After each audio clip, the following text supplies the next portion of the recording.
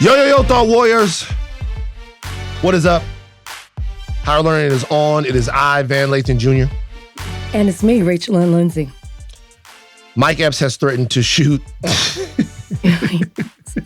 that what we're starting with? What's going on? Mess begets mess begets mess. I do feel like do you feel like it's a fair criticism of Club Shay Shay? Just to let people know what's going on.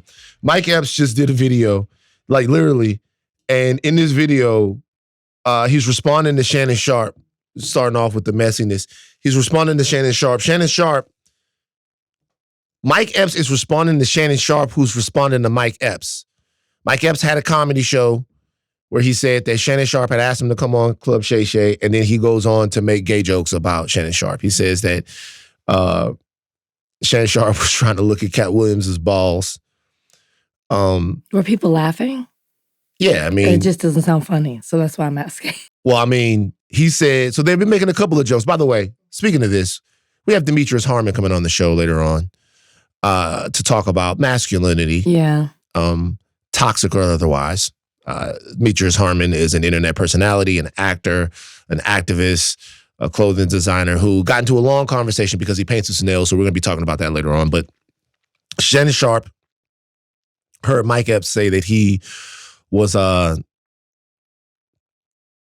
basically a wig away from being Medea.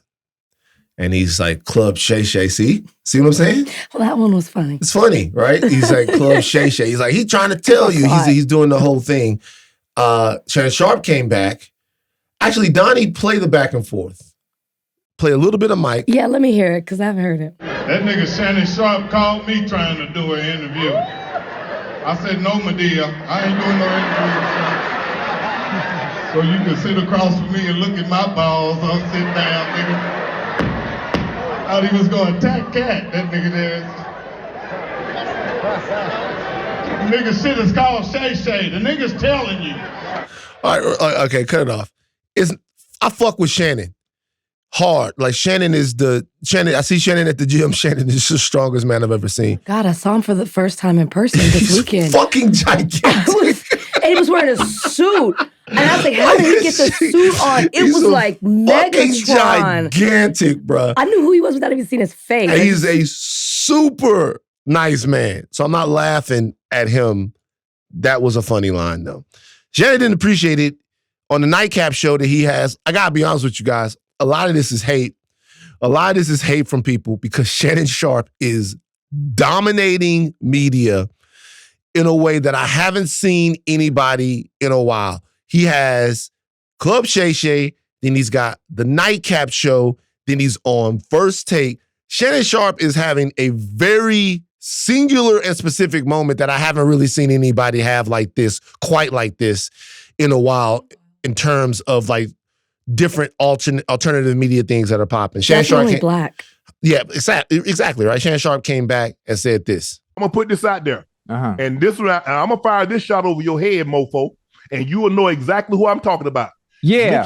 Mention my name again. Yeah. And I'm going to put the DMs. And I don't like doing this. Yeah. But you're lying. See, and I don't care about all that other stuff. You can say I'm gay and you can say I don't care about that because I won't chase a lie, but I won't let you lie on my name. Yeah. Now you can say all that other stuff. I can deal with that. Mm-hmm. I heard that 1,000 times. Yes, just sir. like everybody jumping in the chat talking about, he don't like number white women. Right. I done dated a lot of different races. Yeah. Hey, listen, you like Skittles now. You eat every color. Come on, talk to me now. No, I don't eat. I don't eat or suck. They all do all So this. Shannon Sharpe, pause real quick, pause. Shannon Sharpe don't eat pussy? I guess not. Can I be honest with you guys? Or maybe he means eat ass. Eat ass, eat pussy, you eat the whole thing. My thing is like what I want to hear from the guys now. I want this to be a breakout because Shannon Sharpe said this. I haven't heard this sentiment in a long time. This is a very 1996 sort of sentiment. About not, yeah. Are there still guys? You used to hear rappers. I don't eat no. Are there still guys that don't like eat pussy? Or there still? I thought everybody. That's got to be gone. That's not it. Donnie, what about you? I think this is a generational thing. I think people of Shannon's generation maybe not. He's like holding on to these old ideas, I feel Don't like. believe that. But Donnie, you personally though. Oh, me personally, yeah, I'm a giver. Yes, as well as I. And good lovers are. Yeah. So that was interesting to hear Shannon say that. Because that's a very 1996, 97. I don't believe it. I just remember, I don't believe it either. I never believed that. No, they just said it. They just said it. Like, it's just like, I just remember back in the day, hey, bruh, I was like the first guy in my clique that just was like, yeah, you know, it was fun. And did the floodgates open? Yeah, like everybody else. The floodgates open, man. Because it was me, and then it was Ian. Ryan has still. I could call Ryan right. I should call Ryan right now. You put Ryan. No, do not. Because we never know to stop answering your phone. We calls never Mondays and Thursdays. Like I've actually never asked Ryan about this before. Hold on. I've actually never asked Ryan because it was me and then Ian and then Ryan and then the pussy I've never eating. had anybody tell me I don't do that. It was a thing. Well, you're a little bit younger than me. We're the same generation. I was the last generation of guys who were like, they don't do it. Like, let's see if Ryan answered the phone. He might, if Ryan answers the phone, like he's going to call back. It's a possibility that he says he doesn't. That he might still be keeping it real. Does he know he's on the microphone? Nah, he's not going to know. He's not going to know. Like, it's a possibility that it's a possibility. When Ryan calls back, we'll ask him. Anyway, not to get sidetracked, even though we did. Donnie, continue to run it. Yeah, I'm telling you this, and I want somebody to send it to you. And I've been seeing it in the chat. Yeah. Y'all know who I'm talking about. I don't know who you talking about, but I'm with you. Say my name again, and I'm gonna release the DMs because you're lying. Yeah. You said I reached out to you to come on Club Shay Shay, and you a mofo lie. Now when I see you, I'm gonna see you. I'm gonna see if you about that.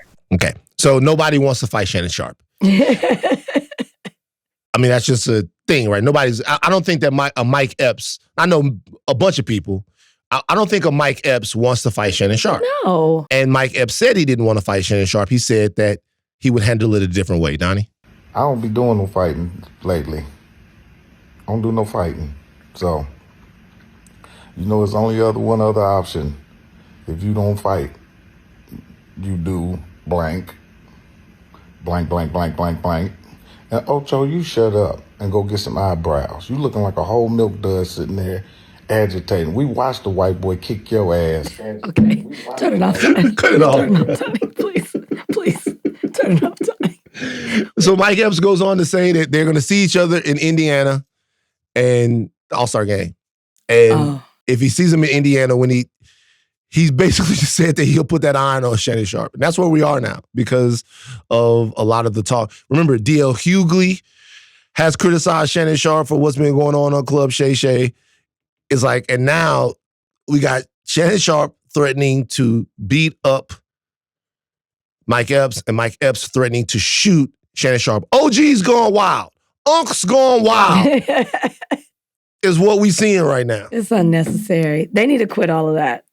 But I mean, listen, the more that Club Shay Shay continues to have people on who feel comfortable enough to just talk for hours on hours on hours, and specifically it's been comedians as of late, we're going to have people that are riled up and are going to want to respond back, and more of the aunties and the uncles showing out on social media. It's only going to continue. You're right.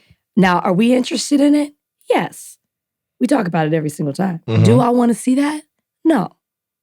I want to see them actually turn it all into a tour. Let's bring all these people to come out. Monique and Kat are going out on tour together. Oh, I missed that. Yeah, the Dark Matters tour. I'm a genius. Like Monique and Kat I'm a genius. came together. She did her first show a couple of nights ago.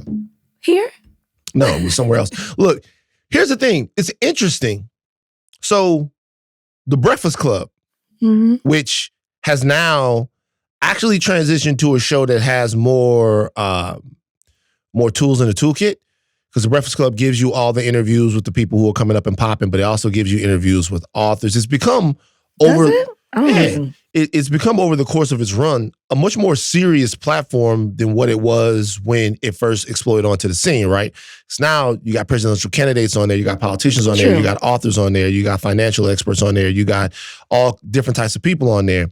Club Shay Shay is like a Gen X version almost a baby boomer version of what the Breakfast Club was in, say, 2013, 2014. Yeah. And his crowd, think about it. We talking about beef with Ricky Smiley and beef with Cat Williams and beef with Mike Epps and Steve Harvey and Cedric the Entertainer. The older crowd, the uncles and the aunties, they never had a place where they could go and get shit off their chest like this about each other. We never really saw this before. And Club Shay Shay is giving them that, so it's going to be that way. And a lot of these people is different. Not so much Mike Epps, because he's been going back and forth with people in the past, but a lot of these people aren't used to having this type of shit talked about them. No, that's true. Because it's been a while since they're older, and anybody you can see on a cruise or doing a gospel brunch Saturday comedy show is not used to being called out. You know what I'm saying? And they don't respond. I mean, Cedric really didn't respond. He might have had a couple of Cedric comments. didn't really, but Cedric wouldn't, right? But that's what I mean. Ricky Smiley did. Almost everybody. Ricky Smiley, Steve Harvey, they just let it go. Ricky Smiley did respond. Yeah, but not like in a Mike Epps type way. Yeah. Mike Epps is calling people. He's calling people out in the middle of his response. Not just Mike, D.L. Hughley. As Shannon does it, this is kind of going to be the thing. Shannon is kind of in that same space that Sharpe was in during the time where everybody was like, oh, you just go up there, you talk a bunch of shit. But now that platform has actually evolved, and Club Shay Shay is the hottest place to go and talk your shit. It is. It is. It just is. Everybody that wants to get something off their chest is gonna go talk. And it's interesting because, like, in between Kat and Monique, fucking Usher was on Club Shay Shay. He was? Yeah.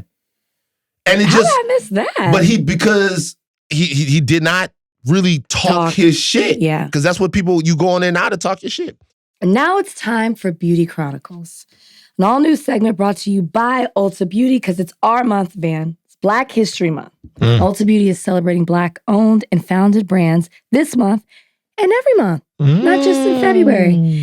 And it got us thinking about how important it is to support and uplift Black voices in the beauty world. Okay, I would say over the last couple of years, I've been very invested in my skin because I've been having a lot of skin issues. We talked about it here on the podcast. Taking care of my skin before I put on my makeup.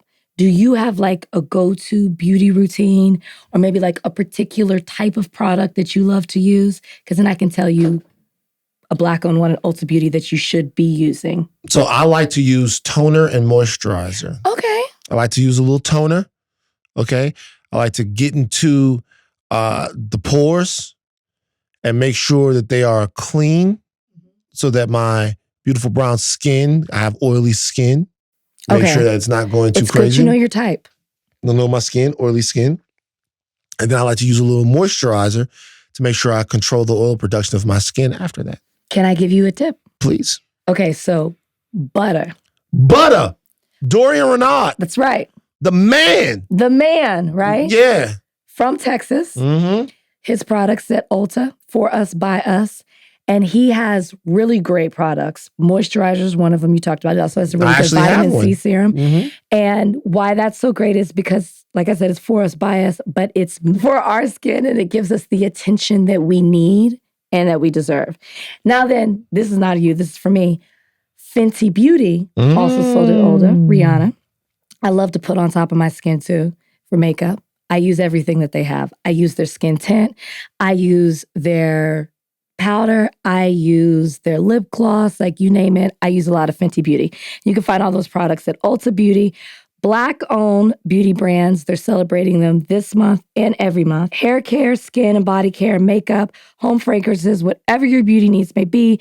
Head to your local Ulta Beauty store or ulta.com to shop your fave Black-owned and founded brands. Man, it's time for Super Bowl talk, man. There was so much going on yesterday. There was a lot going on. I'm so glad that we watched it together, though, because there was so much going on. It's a lot. With the Super. I mean, where do we start? Well, we'll start by taking a break.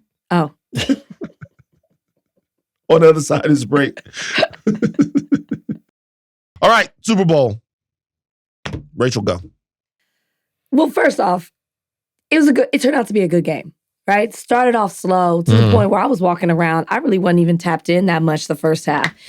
Low scoring. I think people thought it would be more of a high scoring game. Surprised by Kansas City's defense. That you can't really talk about them a certain way now because the Chiefs did really good shutting down 49ers. Obviously, they won, but definitely in the first half. Or not the first half, second half, I mean.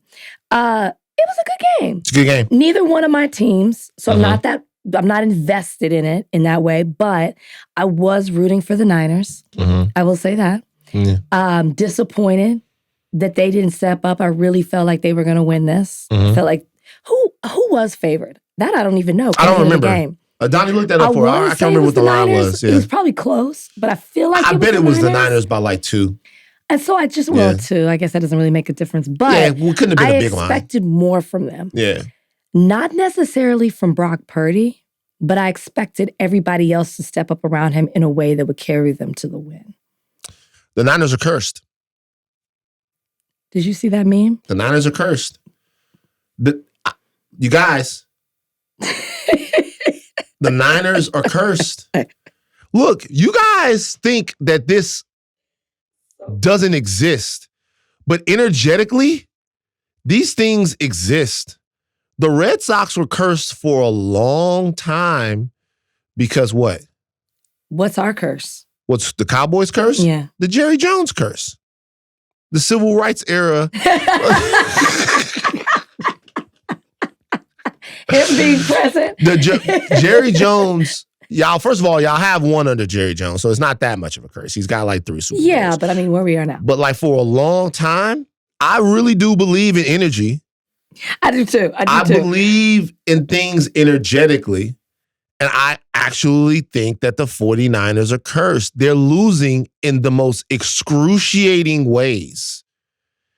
They're right there for the Super Bowl. Think about the things that happened in the game last night. Oh, man. The ball bouncing off of the guy on the punt return. Yes. The missed extra point. These types of things.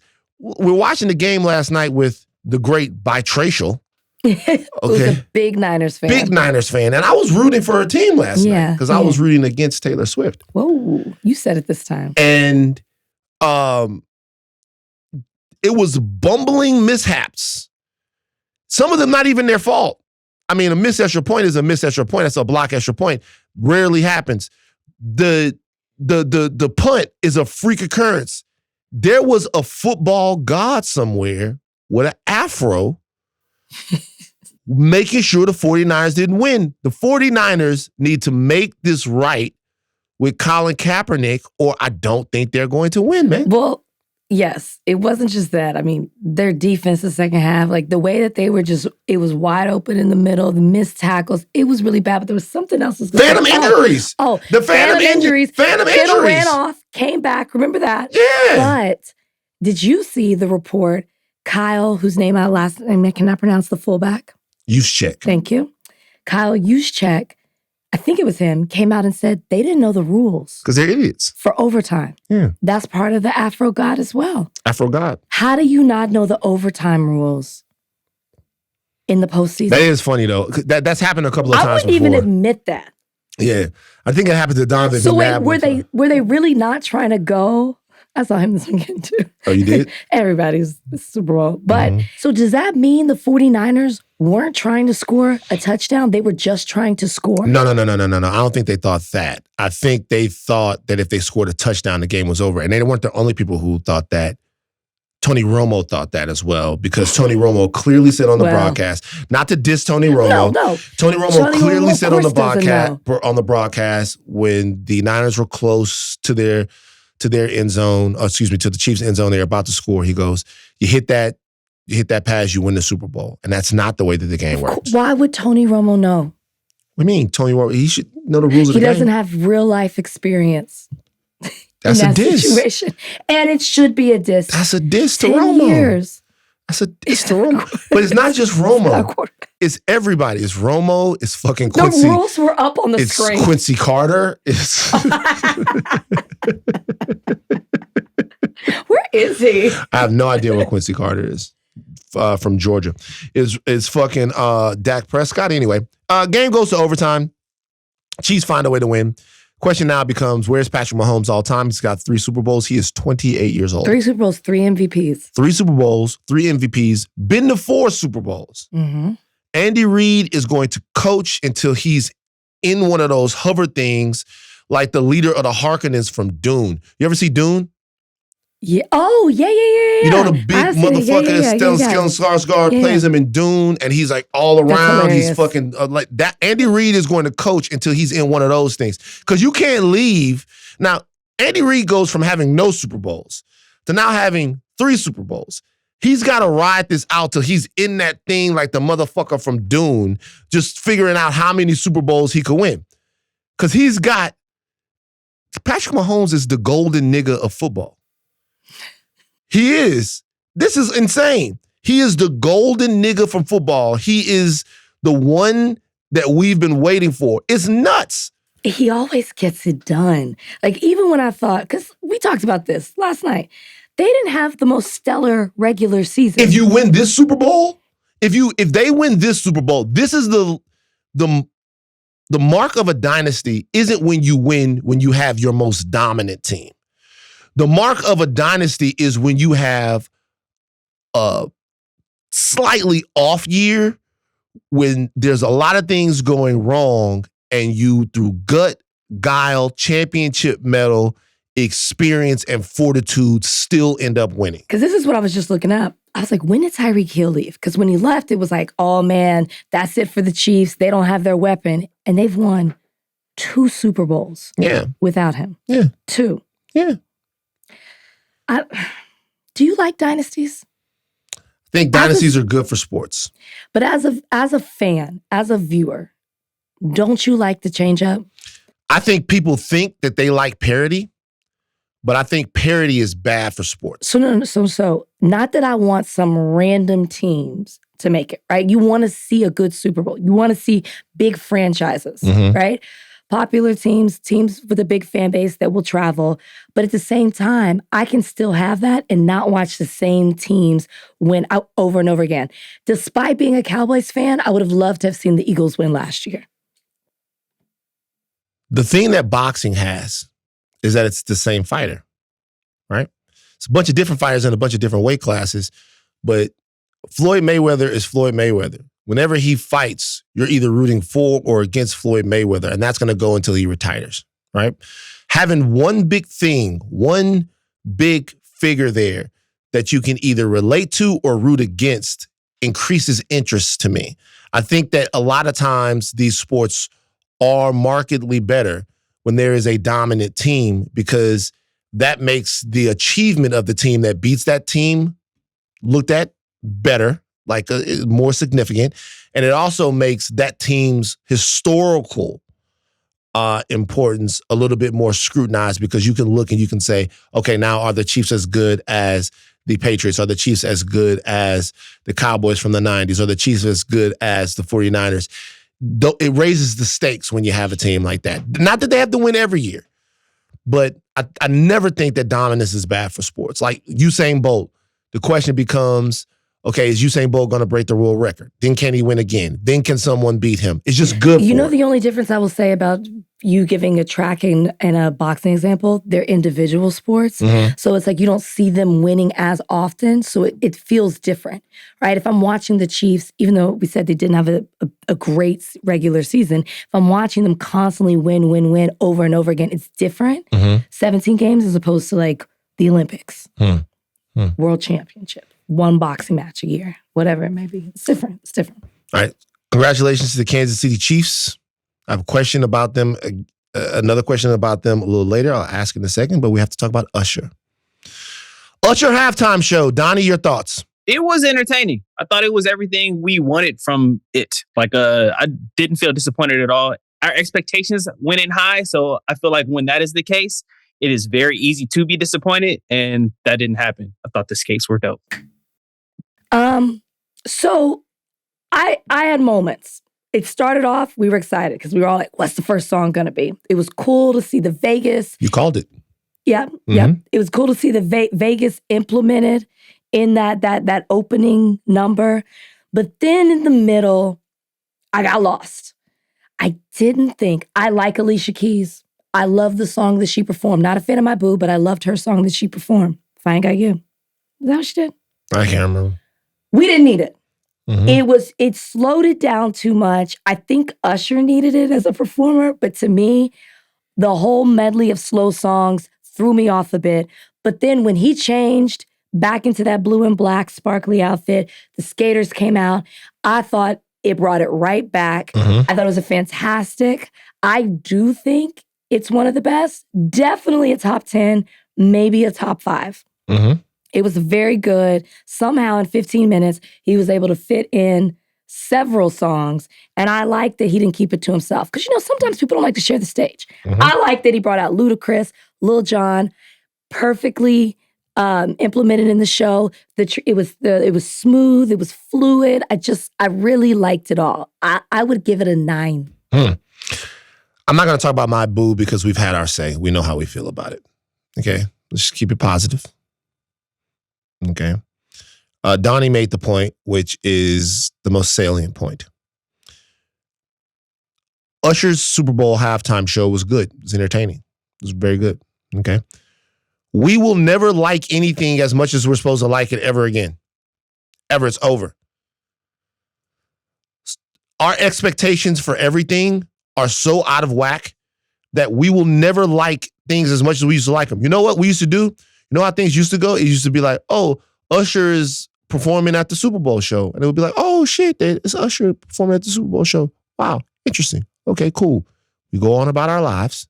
Monday, Tuesday, Wednesday, Thursday, Friday, Saturday, Sunday, boom, boom. And then boom, Usher's there.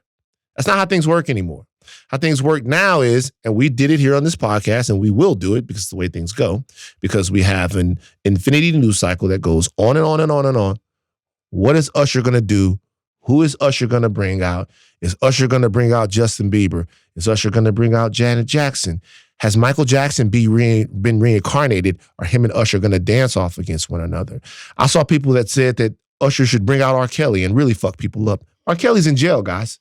The fucking man is in prison. Okay? It's like we're everybody's saying, what's going to happen? What songs is he going to do? Boom, boom, boom. For you to beat those types of expectations, the expectations we're putting on everything. I'm thinking about Dune 2 every day. Every day I think about Dune 2. I don't go a day where I don't think about Dune. Wow. When does it come out? It comes out in March. March 1st, I think. March 14th? March 1st. I can't remember. Every day I think about Dune. Our expectations are so different now that there's really not a good way to avoid being let down. It was Usher's performance a little bit of a letdown? Yeah, but it had nothing to do with Usher. It had nothing to do with Usher. Usher went out there and did his thing. Usher out there dancing. I want people to understand. People talking about Usher had to take some breaks. That's still a 45-year-old man out there giving it to you guys, looking like a 27-year-old kid. It's great. Just doing his thing. It was great. It was great. It was great. For everyone that expected more, it's like my Vision Pro. I got my Vision Pro. I love my Vision Pro. My Vision Pro is great for what it was. I thought I was going to be Tony Stark inside the Vision Pro. Oh, wow. Okay. I kind of am Tony Stark inside the Vision Pro. You guys, Vision Pro is sick. It's fucking crazy. You can't really do much. I thought it was different, but whatever. That's what I'm saying. Usher was performing against the expectations of Usher that we were going to have, and there was no way he could beat those expectations. So I think you're speaking for yourself, because I think I'm really good at managing my expectations. You're a pessimist. No. You are definitely a pessimist. I'm more of a realist fan. That's what all pessimists say. I know, because that's what y'all put on us. Mm-hmm. Like, y'all make us say that because we have to defend ourselves. I'm not a pessimist, but I just think I'm very good at, I want it to be entertained. I want it to be a good show. There were certain things that I wanted that I felt like I got. I wanted other people to be on the stage. I wanted certain songs to be there. So for me, I was pleased. I'm really good, I think, at managing it, my expectations in that way. So I think as long as you do that, right? If you're a person who can say, I'm not going to get too excited. I'm not going to expect him. He's not going to blow my mind away, but it's definitely going to be worth the hype. And it was for me because I managed them. I don't know what more you could have expected from Usher in that performance. We even had laughs. I mean, almost said CeeLo. Jermaine Dupri coming out. Yeah. We forgot to talk about the Jermaine Dupri, probably because so many people were confused as to who that was and what he was doing. Jermaine Dupri. Stop. I believe it was Nina Parker who first shouted out. Is that CeeLo? Y'all we gotta stop doing our legends like this, man. He did it to himself. He dressed himself. Stop. I was We gotta excited stop to doing see. our legends like this, I was man. excited to see Jermaine Dupri pop up, but you cannot lie. When you saw him, you said, "Huh? Who's that?" So wait a second, man. People said We can't do CeeLo. our legends like this, man. They said that he looked like one of the Lollipop Kids. We can't. They said that We can't do our legends like this, man. They said that It's not he right. was dressed like a child from 1905.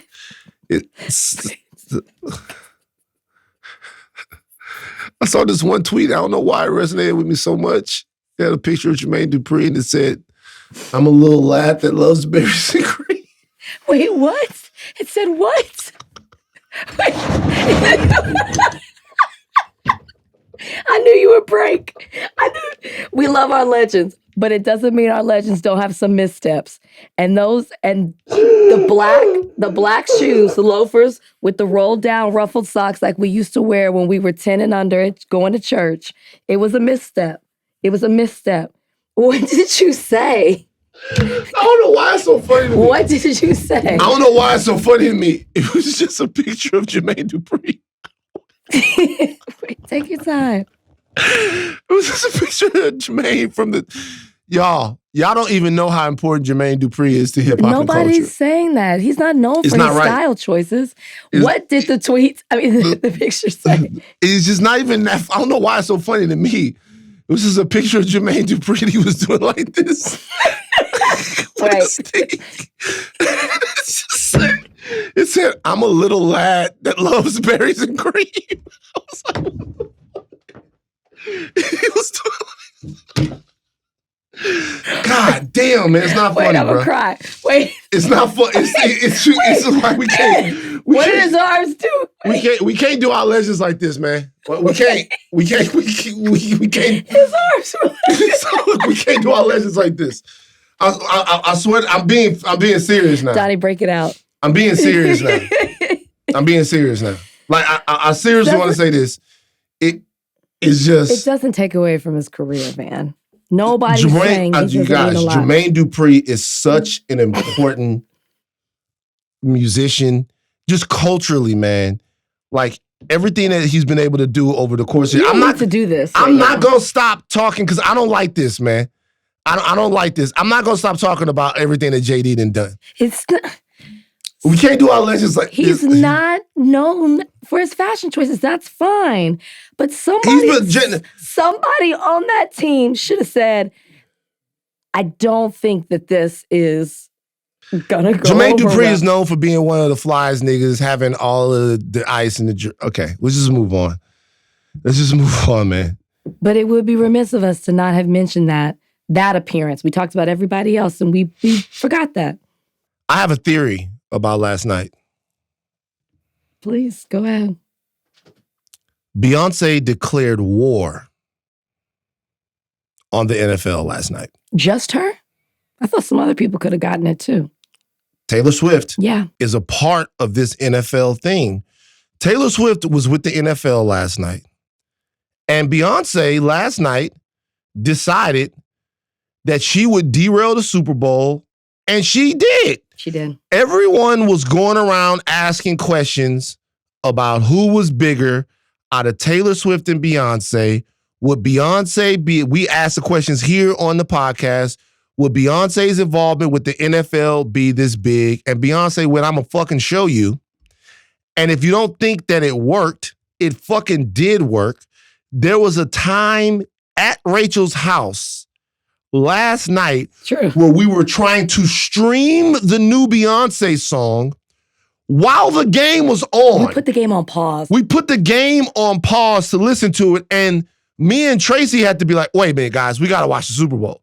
Like, we can watch the game, we can listen to the song after the Super Bowl, we gotta watch the Super Bowl." The moment that the Verizon commercial came out, and then Beyoncé said, let's break the internet, drop new music. She actually flexed her muscle because she neutered the Super Bowl. That's a fact. It happened. Like, that's a fact. She neutered the Super Bowl. Everybody was on her IG. There was a full room of people wondering what was going on. I'm not saying this was like this everywhere, but I'm saying it was like this a lot of places. Beyonce showed last night. I felt like she wanted to assert herself by stepping in it during the biggest game of the year where Taylor Swift was prominently featured. She did. And this is, and I can say I was fully immersed in all of this, and we all know that I'm not a member of the Beehive, but you cannot deny the execution, the thought process, how calculated it all was. It was pure perfection and genius. Because we're watching the commercial, which we have major fans that were in our midst last night who were freaking out over the commercial. So they're totally satisfied that they got a full Beyonce commercial. And it was cute and it was interesting and it was a lot of Beyonce. I don't know who at first said, let me just check my phone. Maybe they went on Twitter to see what people were saying and then they saw that it dropped. I gotta say, and then the fact that it's a country album, it all is tied together because I know what you guys were thinking. I don't care how big of a Beyonce fan, you were questioning that outfit choice at the Grammys. You were trying to understand why she was in a cowboy hat, a bolo, and like just this whole kind of cowgirl outfit. It didn't really make sense. It does now. She was dropping, y'all talk about Taylor Swift and her Easter eggs. She was dropping Easter eggs for you guys because she knew what was coming and nobody else did. Genius. Also, I think Jay-Z saying what he said when he accepted his award at the Grammys was an Easter egg because now she has a new album coming out. The spotlight is so on the Grammys because she will be nominated. The question is, will you give her Album of the Year? Then if she wins, the conversation becomes, did she have to do a country rock album for you guys to finally give her Album of the Year? Also, her choosing country, she's stepping back into the category that Taylor Swift left. Taylor Swift turned over to pop. Remember, Taylor Swift can't answer the phone right now? Beyonce said, I'll answer. I'm coming to country. I'm going to take this over and take another genre. It was genius. Now, I will say I didn't like the song. Well, I didn't hear it yet. So you're kind of... Beyonce's but officially... I'm rooting for her. Beyonce right now is officially the biggest country artist of all time. Nobody could do this, what she just pulled off. And nobody what I'm ever saying really right can. now is non-controversial. Beyonce right now, as it stands, is both the biggest country artist in the world and maybe the biggest country artist of all time. I won't say of all time because that dismisses Dolly Parton and other people that are big. Hank Williams. I like a lot of people it dismisses. Garth Brooks. My favorite. Of all time, I like Garth. But I will say right now that right now, as it stands, I'm ready to make a declaration. Beyonce is the biggest country artist in the world. It's the biggest country and Western. Country and Western. By the way, guys, country and Western, which is our music, Black people's music. Like all American music emanates from Black music. We're not wading into country. We're taking country back. We're not wading into rock and roll. We're taking rock and roll back. Higher Learning might do a whole episode breakdown about Black people's place in country and Western music, the sounds that come from the Mississippi Delta. We might talk about all of this stuff, how it works, where it came from, Black musical and cultural innovation. Rachel, you got something for us right now? No, I was just looking up biggest Black country singers. Charlie Pride? Actually, they don't even have Charlie Pride, but they have Ray Charles. Ray Charles. Y'all stop trying to act like we don't. Anyway. So just so people know, Beyonce's new album, Act 2, is going to be released March 29th. It's the second part of Renaissance. It has a country rock theme. One of my favorite country songs ever, Daddy Lessons by Beyonce. I love it. Beyonce, she stuck her... That's a country song? Daddy Lessons is definitely a country song. I gotta hear. I don't know. You never heard that record before? I don't think so. That's a crazy record. That record is dope. What's the album? That's on Lemonade. Oh, then maybe I have, but I definitely don't remember country. But go ahead. Yeah, you never heard? My daddy said shoot. When white man came around and the bad man came to town, my daddy said shoot. All right. an eye back to the world. As Americans descended into the depths of normalized warfare and consumerism, there was actual warfare taking place last night. The Rafah offensive is happening in Gaza right now as we speak. Now, when I say the Rafah offensive, I mean the bombing of the southernmost large city in the Gaza Strip. A city where Palestinians were specifically told to evacuate to as Israel began its offensive in the north. Right now in Rafah, a place that normally held about 200 to 250,000 people, which is very close to the border of Egypt down there, the Rafah crossing you hear people talk about. There are about 1.4 Palestinians living there, and they are under bombardment from IDF artillery. And if you are watching or paying attention to intelligence, to troop movement, and to some of the musings that are coming out of the area, Israel seems to be gathering itself, preparing itself for a ground offensive in Rafah, which has been roundly and uniformly condemned by various members of the international community.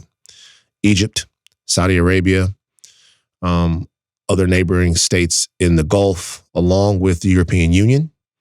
And right here, the United States of America have all warned Israel against a prolonged ground invasion, an aggressive operation in Rafah. But Netanyahu seems undaunted. Donnie, give me some sound. Quote, the family's request to immediately meet with the members of the cabinet and hear if it is still committed to the release of the abductees or whether the power to run negotiations should be transferred to a party that sees itself as committed to saving their lives. So let me understand your priorities. What is the higher priority at this moment? Totally eliminating Hamas or saving the lives of those hostages and getting them freed? They're not mutually exclusive. The reason we succeeded in getting 110 hostages out, that's half the hostages, is because we applied military pressure, not because we stopped applying it, but because we applied it. Look, I think the families of the hostages are in a terrible bind. I mean, it just tears your heart out to listen to them and to think about what their relatives are going through. I'm committed to getting them out. We'll make every effort. It requires pressure, and pressure has worked, and pressure will work again. That's Netanyahu essentially saying that in order to remove the rest of the Hamas militants that they believe to be in Gaza, he has to continue a pressure campaign, and that pressure campaign means bombardments of Rafah. 67 Palestinians were killed in Israeli airstrikes and sea attacks on Rafah early on Monday. Of course, those are attacks that were happening during the time that the game was on. Look, Joe Biden has said that without a credible and executable plan, that they shouldn't go in. He's said that he believed that the response of Israel in this entire conflict and war against Hamas has been over the top. But Israel, led by its increasingly unpopular and hawkish Prime Minister Benjamin Netanyahu, seems undaunted. And they seem like their mission, according to them, is to wipe Hamas from the face of the planet. And by any means necessary. It doesn't matter. It seems that if there is collective punishment involved in that, if there is collateral damage involved in that, we're talking about 28,000 people, according to the Gaza Health Ministry, 12,000 children. And now people specifically being bombarded in a place where they were told to evacuate for safety. Now, I watched another interview, in that same interview with Benjamin Netanyahu, I watched the entire thing. When asked where the people who are now in Rafah, living in a tent city down there, should go, Netanyahu said to evacuate back to the north, places that the IDF has already cleared. The problem with that is that those places have been demolished. Mm-hmm. So unless there is some far-reaching international effort to build quick tent cities in those places. Like we're talking about 85% of the infrastructure of the entire place gone. Right. So there's nowhere to go. Like this is the place where he told them to go, and they're down there, and he says that he believes that there's still a couple of Hamas cells working down there. They've taken out, I think he said 19 of 24 or something like that. And he believes that they're down there, and so they're going to bomb there, and there will be a ground offensive, in my opinion, in Rafah, and it doesn't matter what anyone says. They're going to go through with it. It's, okay, so when we started off talking in this podcast, you were saying there's so many things that were going on during the Super Bowl. It was wild to be watching the Super Bowl and then for somebody to say, hey, they're bombing Rafah right now. Like Israel's bombing. While we're all distracted with Beyoncé and Taylor and Chiefs and the Niners and the Super Bowl, which is such a huge American tradition, this is what's happening right now in the other part of the world. As you were talking, it was making me think of, and you kind of said it, it's like, when they were bombing Gaza, when they first, after October 7th, and they went in there, to attack Hamas, and there was this major outcry about being a humanitarian and the people that live there and how they're innocent, and these innocent civilians are getting caught up in this. Israel always said, well, they can go to Rafah. Like this is they can go south. This is where, this is where they can go. Like they can, like we've built basically refugee camps for them is what they're making it seem. We're giving humanitarian aid to them. And as you were talking, you made me think, what if that was always the plan? What if the plan was always, we'll keep you here, right? Because they're there. They've destroyed pretty much the rest of Gaza. There's no humanitarian aid out there, even if they do leave and say, okay, well, now you're not bombing here, we'll go here. How do they have any type of life? There's nothing there for them. There's already starvation happening right there at the south of it. And the north, everything has completely been obliterated. But it makes me wonder, was the plan always to move them there? They can't go into Egypt. So that city is bordered by Egypt that they can't go into. Was the plan always to trap them there? Huh. And I'm speculating that has not been said, but as I'm listening to you talk, I wonder, because he's made it very clear, whether he outright says it or implies it, that by any means necessary, he even said only continued military pressure until total victory. Mm-hmm. That is it. He says they're mutually exclusive, or do you say they're not mutually exclusive? Whatever it is, his goal is to completely wipe it out. And it makes me wonder, was it your point? To trap so that they're there. And, because it's always Hamas is there. There are hostages in there. I don't know how much of that is true or not. But the excuse of why we have to do this is because this is where Hamas is, who we're trying to take out. But I feel like they're stuck and trapped there, and they've made it to where there is nowhere else to go. Even him saying going to the north, there's no detailed plan of how you're going to properly move these innocent civilians to the north and how they will be provided for. There's nothing, or how they'll have any chance of survival. You're just saying it in such a flippant manner, but there's no plan of action. They're trapped. So a couple of things to me. And Egypt's threatening if they do this to break their treaty. Yeah, no, Egypt has skin in the game in terms of, there's a couple of things from Egypt's perspective. Number one, they don't want to deal with the refugee crisis. Mm-hmm. But number two, if we're being honest, Egypt also doesn't want to deal with any more Islamic militants that could be hiding amongst the population that's there in southern Gaza, that would then join with Islamic Brotherhood factions that exist in Egypt that have been giving them a lot of trouble for a long time.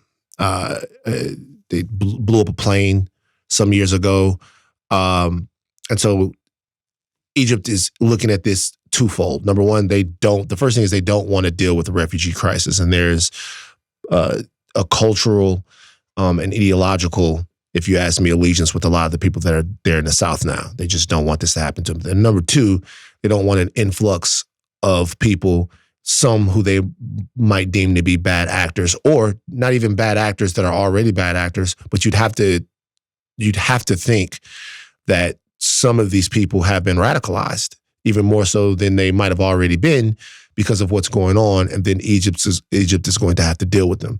The only way to solve this problem is justice, and justice is the one thing that Benjamin Netanyahu seems to not care about for Palestinians.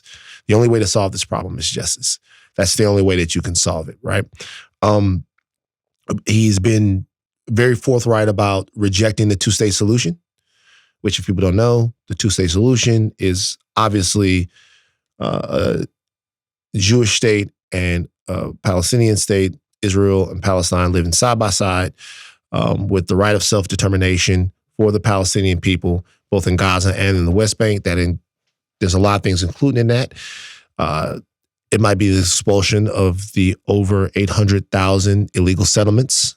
Not 800,000 settlements, 800,000 people that are living in the West Bank right now in settlements that are illegal according to international law. People that live in a Bantustan system there in the West Bank that don't have a good way to get around, where there are settlements, there are towns that are non-contiguous. There's no way to really get from the West Bank to Gaza in a good way. You can't leave, you can't come back. There are 4 different types of ID cards. Your life as a Palestinian living in that region is anything but free. And that's me being as charitable as I can be to the entire situation. The two-state solution was the best solution for a lot of people. There have been a lot of different attempts to make that a reality. They've all fallen through. I think with what we saw on October 7th, there are many people in Israel at the top, I would say, because there are vast disagreements inside of Israel about the way this should be going and how this should be handled. And the Likud and Benjamin Netanyahu are increasingly becoming unpopular as they increasingly become unwilling to prioritize hostage return in this entire situation. They are prioritizing military operation. When there are a lot of people back in Israel, there are protests, and the families are being very loud about the fact that they want their loved ones returned and they want hostage negotiation prioritized. But there's a military action to be done, and that's what Netanyahu seems to be preoccupied with. Netanyahu said he doesn't want this two-state solution. Right. He said that the two-state solution cannot happen right now because he doesn't believe that the Palestinians are responsible enough to live next to the Israelis. In the same interview that I watched, he said, well, what does that mean? Does that mean the Palestinians having a standing army? Does that mean the Palestinians being able to buy weapons from Iran? Does that mean this? Does that mean that? And yeah, it means all of that. When you have, not specifically buying weapons from Iran, but when you have the right to defense and self-determination, when you have the right to protect your lives, that means you must have the means to do it. That means all of that. A state is a state. That's what it is. It's a state. And states have militaries. States have weaponry.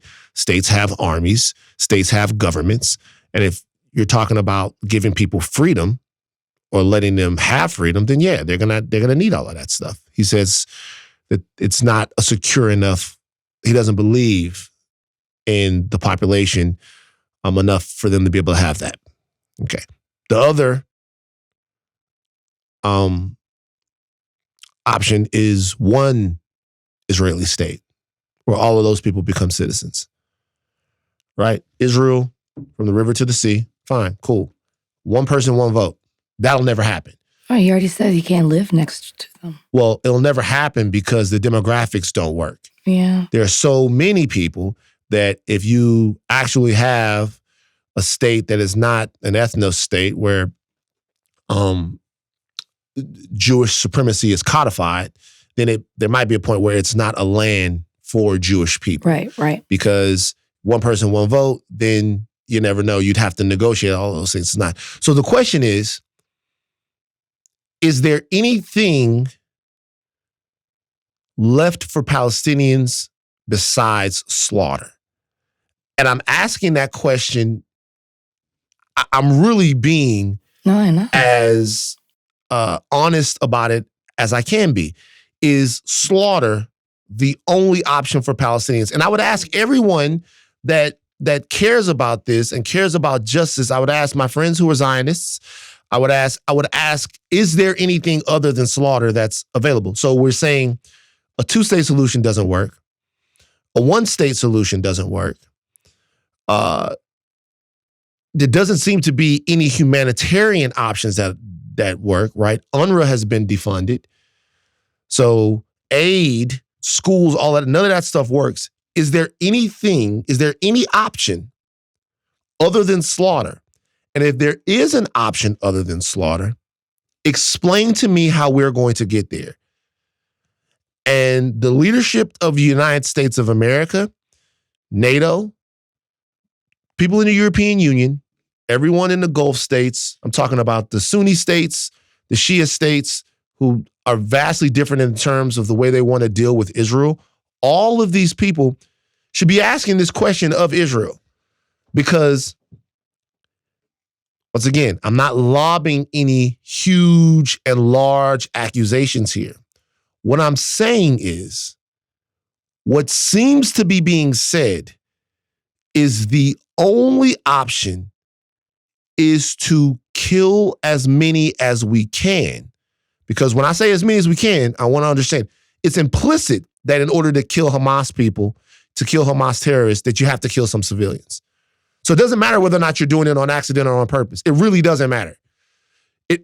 I know it feels like it matters, but it really doesn't matter.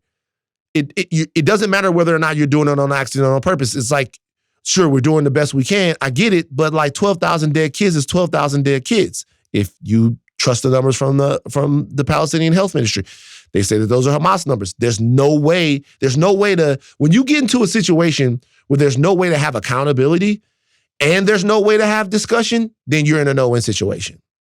You're just in a no-win situation. Well, I can't talk to you about it and I can't hold you accountable. I gotta let you do what you do. So you're in the north, go south. You went south. Now they're killing you in the south. We'll go back north. There's nothing north to go back to. Okay, well, what about, should we start talking about 2 states? Well, no, we can't talk about 2 states. We don't want to reward Hamas for October 7th. Cool, fine. All right, so then what happens to the Palestinian people? They have no homes to live in, right? They have no homes to live in. Like Rafah's about to be bombed out. You're going to have a refugee crisis of epic proportions. These other states around there are not going to take them because they have their own internal problems, some of which are structural, some of which are cultural, right? It's like I'm sorry to say this, and I know that I don't want to be hyperbolic, but they're culling them. Like is there any, and I would love to, and I'm not, I don't know what you're asking valid questions, which is why this has been such a fight for so many years. Nobody has the answer. Other than war, not that that's the answer, but I'm just saying that just seems fighting seems to be the only thing that actually does get done. Here's my question. Do you think that, because you talk about is the only way slaughter. Here's my question. Which people in general, or are you specifically talking about the Palestinians? Because of what's happening right now, people are upset. I said earlier, Egypt is potentially talking, if they keep bombing to the Rafah crossing, like Egypt's talking about possibly like breaking their treaty and doing something. Will it involve other people where they join in the fight and there's just slaughter, period? Well, I mean, so like the reason why, okay, let's take Israel, the situation in Ukraine, right? Let's take the situation in Ukraine. So, and by the way, if you look at this holistically, and I don't claim to be an expert on geopolitics, I read, I stay up on stuff, whatever. This unilateral action, the world to be damned, this is learned behavior. The United States has been guilty of this. The United States has 9/11 happen. They build a flimsy coalition based on bullying, and then they go in and they take over the countries they want to take over. Like, had our post 9/11 action been actually about trying to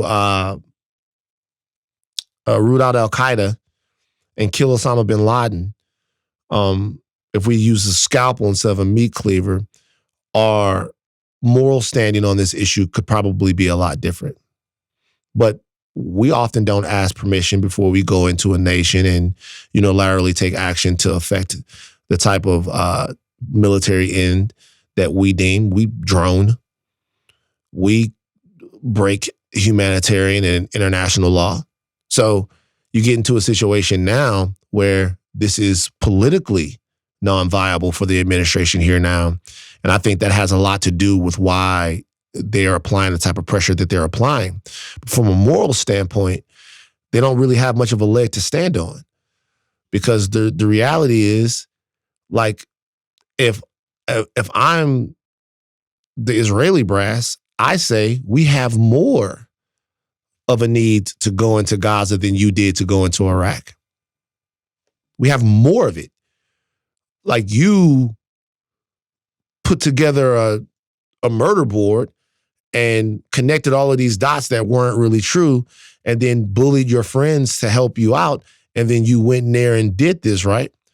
Like, we know that people did something and then they went back over here, so you can't really tell us what we're going to do and not going to do to defend our people.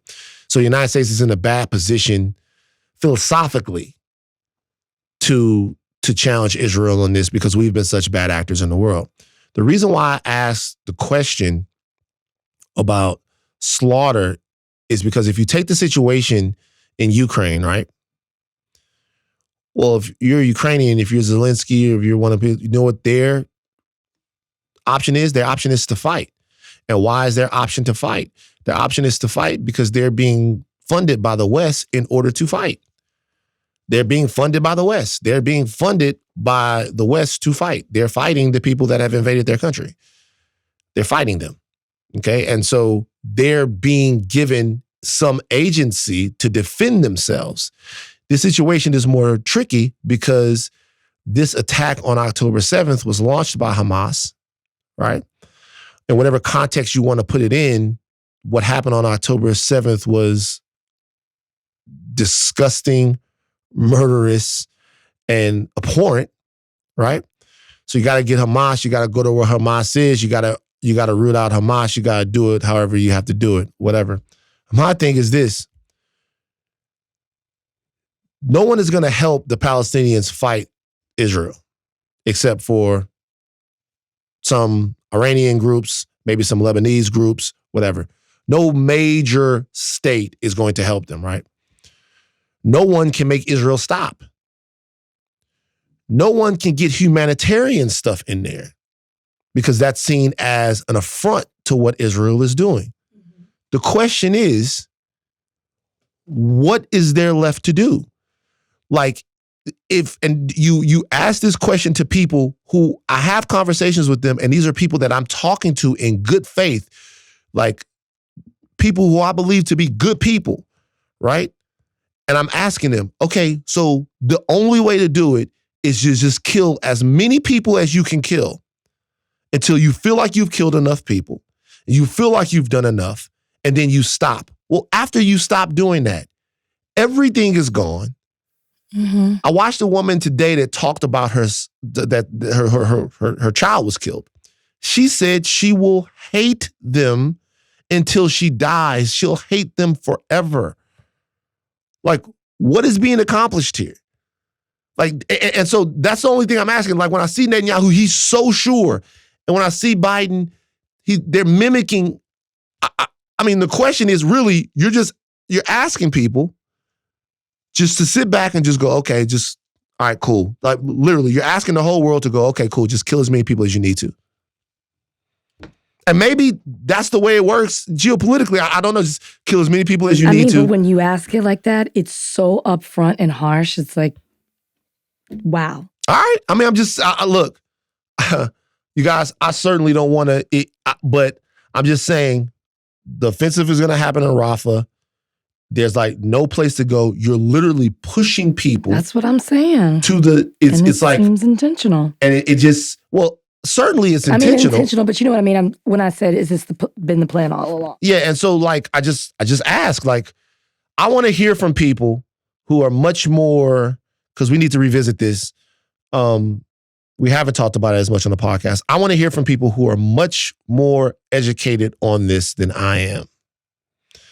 I want to have talks here. And when we have these talks, man, I want you guys to understand that I can speak for Rachel and Donnie and Ashleigh when I say that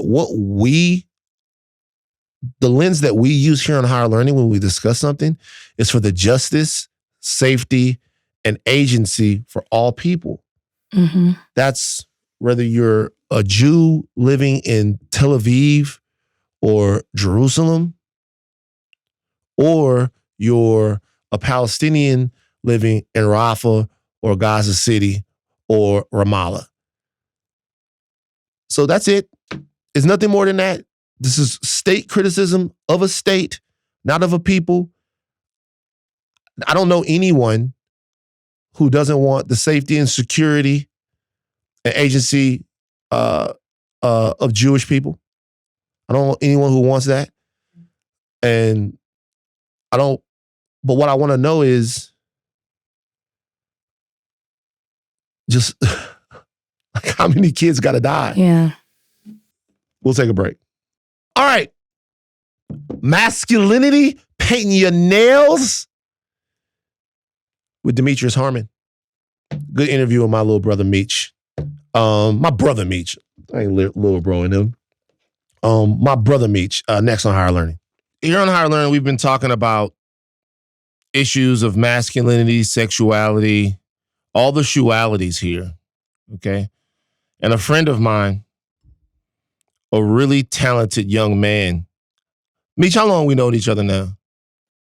Shit, I don't know. I feel like I met you when I first moved to LA or before, honestly. So it's going on 6 or 7 years. Yeah, 6 or 7 years, man. Demetrius Harmon, internet personality, actor, writer, poet. I first knew him because the skits were so hilarious. I'm like, God damn, this dude is fucking talented.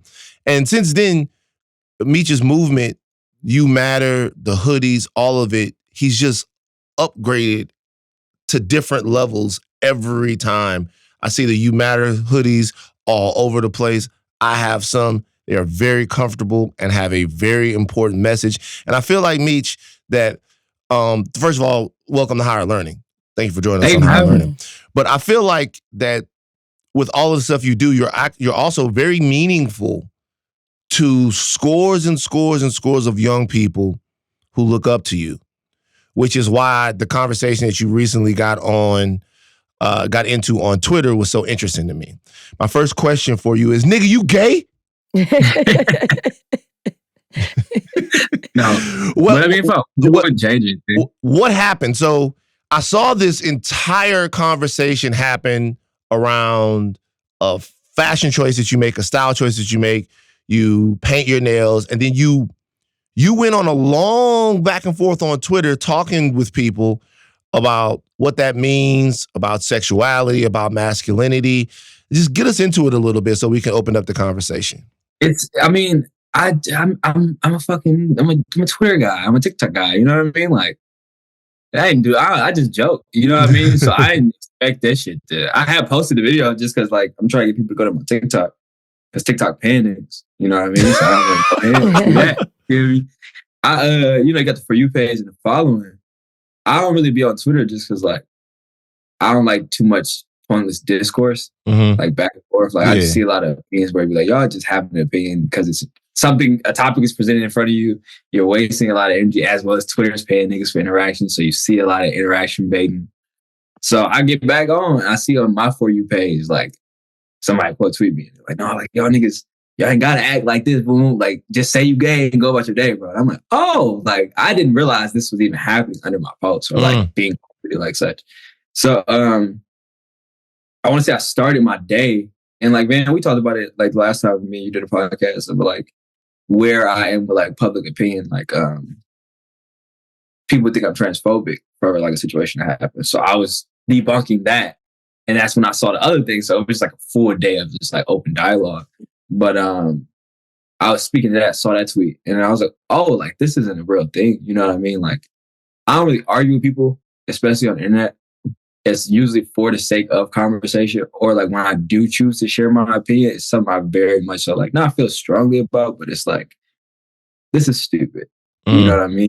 And so like, I just kept being called gay. And I'm like, that doesn't bother me at all. You know what I mean? But like, why is that where you're like, I'm more so asking the question. I want you to further explain yourself of like, yeah, this nail, like paint on my fingers is where you are like, nah, that's not a man. You know what I mean? And I see like a lot of like tweets or like comments in my, in a video on IG where it's like, man, where y'all niggas OGs, boom, boom. You feel me? Like where I was raised, you feel me, is like a man take care of his lady, take care of his mom, be somebody the children in your family can look up to. You take care of the bills, you make sure everything's good, and you work hard, and you're responsible, and you feel me, like a trustworthy person. That's what a man is. Anything else is just extras. You know what I mean? And like, again, it's Twitter. There's people I don't know. I don't really give a fuck about their opinion, but it's more so just like the intellectual exercise. You said what? The intellectual exercise of it. Yeah, it's like I'm sitting the tweet out and rubbing my dog and I'm on the smoker, bro. I'm like, it's really not the thing that bothered me. You feel me? It was just more so like, again, like you said, it's people that look up to me, that may not have the same like mental fortitude to where that shit don't affect them. You know what I mean? Like I seen somebody that followed me, like I'm a gay, masculine I'm presenting man. You feel me? Like, and I don't want to pay my nails, but I get shit for it. You know what I mean? Like you made me feel comfortable to do this. And it's like straight. You know what I mean? So I'm gonna defend y'all. I'm gonna defend this for y'all. You feel me? I don't really need to explain myself to like a nigga with an AI Twitter picture. You feel me? Like, it don't like they not making or breaking my day. You know what I mean? Bills still getting paid. Work still getting done. People in my life and my family, like people in my family, the people I love, still like love and accept me for whoever I decide to present myself as that day.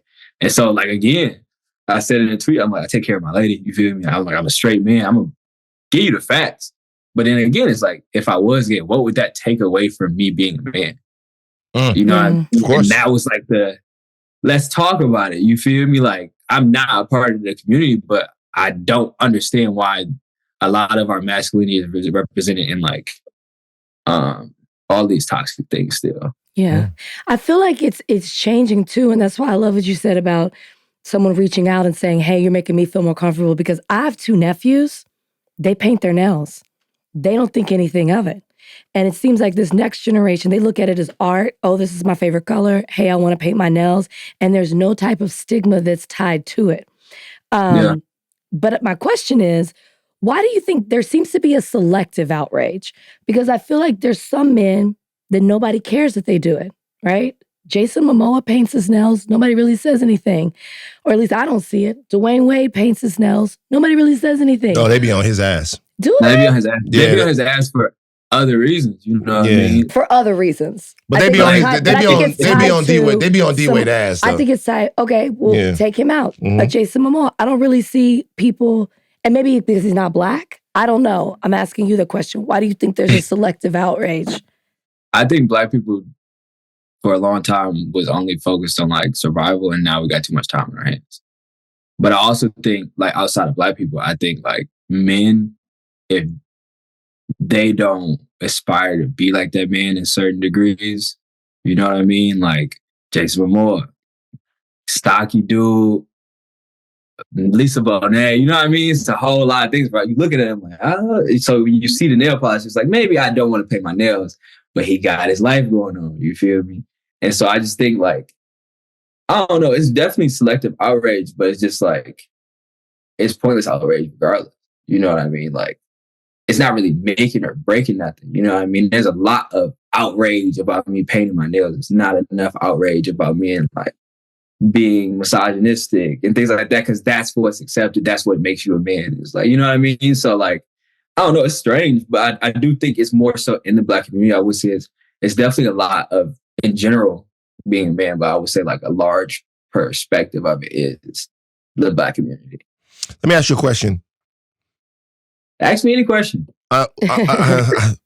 When you're having a conversation as black men, because I do this too, right? And I would like to get everybody's opinion on this, because I do this too. When I'm defending members of the LGBTQ plus community, gay people, whatever, I always feel the need to say, I'm not gay. I do that. Do you? Yeah. I always feel the need to say, hey, I'm not gay, but let me tell you about this and this and this and that. Why do we do that? Why do, yeah. I would say this is the first time I've ever stated that I'm straight. Oh, okay. I've never felt the need to do so. You know what I mean? Like, but also like I don't post my relationships. You know what I mean? Like, you know what I mean? So it was just, hey, this is what it is. I'm not, and that's why I also put, even if I was, you know what I mean? Because I'm not saying being gay is a bad thing. That's why I would feel like it would say if I was just like, no, I'm straight, bro, and then defend my choice. It's more so like whatever you want to think of me or think I am, or like whatever sexuality you believe I have, let's put that on me, as well as like, if you think I'm gay, what does that stop me from being a man? You know what I mean? I am straight and I also do this thing. You know what I mean? But like, why do you paint your nails? I love like art. Like right now I got speaker box nails. Oh, outcast shit. Yeah, you feel me? Like, but it's just a way to express yourself. You feel me? It's been more healthy for me to do like my nails, or like you see me. I was always having crazy ass colors in my hair. You know what I mean? Like coming from self-harming, it was self-harming. Then I would get a bunch of tattoos because it would replace that feeling, like the pain therapy. But I always loved art. You feel me? I would draw my hands. I used to draw in school. You know what I mean? So like trying to have a healthier way to express yourself that also doesn't hurt yourself or leave you with like something permanent on your body. You know what I mean? Yeah. And then, I had birthday outfit. I'd get the matching nails with the fit. That should be crazy. I'm a nails person. Dennis Rodman inspired nails. So like all the different types of like designs he had in his hair when I turned 23. I had like the 85 Jordans on, you feel me? The Dennis Rodman nails. It wasn't shit really niggas could tell me. You know what I mean? But like, it's funny too, the video, like at the end of the video, like even the skits like we used to do, like me and Angela, they all were improv. So you just turn the camera on, you start talking. That's still how the videos are now. So I just start talking. I know I got 15 seconds. So at the end of it, I'm like, whole time, little shorty, boom, I like color you that. Like, I'm not doing this to attract a woman. I'm doing this for myself. You know what I mean? But I'm like, it's funny that like any negative feedback I've gotten in person, and it's never in person. Things never are like this in person. But any negative feedback I get in the comments, or like, bro, why you pitch your nails? It's always a dude. And I'm like, this raises the question where it's like a dude is more concerned about what I'm doing than like a woman is. Either they like it, they don't like it. But if they don't like it, I say that. If they do, it's a compliment. You know what I mean? A dude is typically the one that's like coming out their body to like basically try to police my masculinity. You know what I'm saying? Why do you think we do that to each other? Yeah, that's what I was going to say. I think it's a lot of our identity. Being a man is a lot of like a man's identity. And it's for a long time, it was very like a small, narrow room of what makes a man. You know what I mean? It was like very stupid things like gatherer, hunter, you know, provider. You know what I mean? Like I still like not even abide by things that are toxic. It's just as a man, I know like if I'm out with my lady, like I was raised by my mom and my dad, Southern grandma from Alabama, you feel me? I'm not going to let her walk on that side of the street. You know what I'm saying? Like that, those things is, if I'm not a man, if I protect you, you know what I mean? Like that's my role in your life. But those are the things, you feel me? Nothing else. Literally nothing else. You know what I mean? It's like the positive things though. You know what I mean? Protecting, providing, like those things, make sure everybody's straight, like everybody's safe. That's what being a man is to me. And like has always been instilled to me of such. We talk about gender roles a lot. We call them gender wars on this podcast. And I guess going back to what I was saying with my nephews, do you think that certain gender roles are just going to exist always, like stereotypes? Like no matter how hard you try, you fight for 50-50 equality. There's just certain things that are so embedded in us that like you talking about walking on the outside of the street, you know, like that kind of stuff is just there. But do you see, going back to my nephews, do you see the tide changing a bit where people are loosening what those roles are? Yeah, most definitely. And like my brother, I'm the youngest of 3 older brothers, and my brother, his son was like, yeah, I want a purse for Christmas. He's like, I see Uncle Beach with a purse.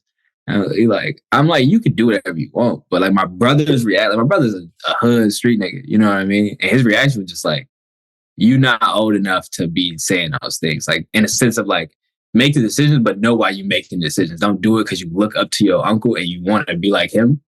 And he like asked him why he has a purse. Then he asked me why I got a purse. I was like, just to carry stuff, bro. Like, you know what I mean? But I was like, this is a Louis Vuitton purse. I'm not gonna walk. If I need to carry my laptop, I'm gonna get a JanSport backpack. I'm like, do you want to carry stuff or do you want to like, is this a fashion thing? I just want to carry stuff. I was like, you can get a backpack, get a fanny bag. You know what I mean? That opens up his eyes to it.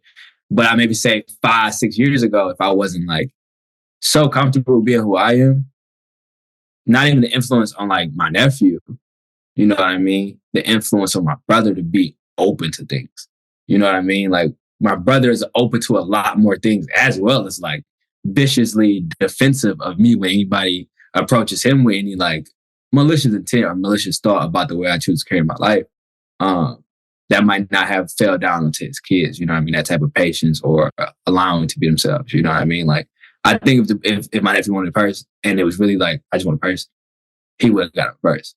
But I think the ability to allow him to think for himself as well as like further had a conversation of just like, what is it that you want to do with yourself? You know what I mean? I think that it's safer because no one's hurting anyone.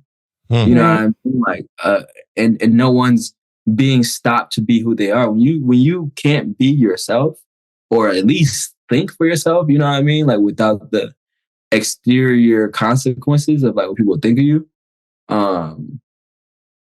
it just eats you up alive. Yeah, for sure. It makes me think about the color pink.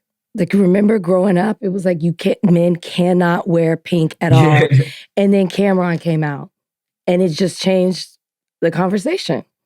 And niggas want to be Camerons. So like, yeah. Yeah, I mean, most of this stuff is pretty arbitrary, but we are so girded up about it. Yeah. Like, we're so serious about it. Like, it was people that was saying Meech was part of the agenda. When did you make the decision to be a part of the agenda? How did they approach you? Did they when they were inducting you into the agenda? Because they haven't come to me yet to be a part of it, but when they were inducting you to be a part of the agenda, how does that work? Like, what do they do? Did they come to you? No, but the shit is crazy too. Like, for me, you feel me? Like, man, I'm just a regular nigga that it just worked for. You know what I mean? Like, I just so happened to have a phone. Like, right, like the generation I'm in, born 1998, is like, I remember having Jesus a computer Christ. room. I remember having dial-up. You know what I mean? But like, I also, Instagram came out when I graduated from 8th grade. So I got to see it from its beginning.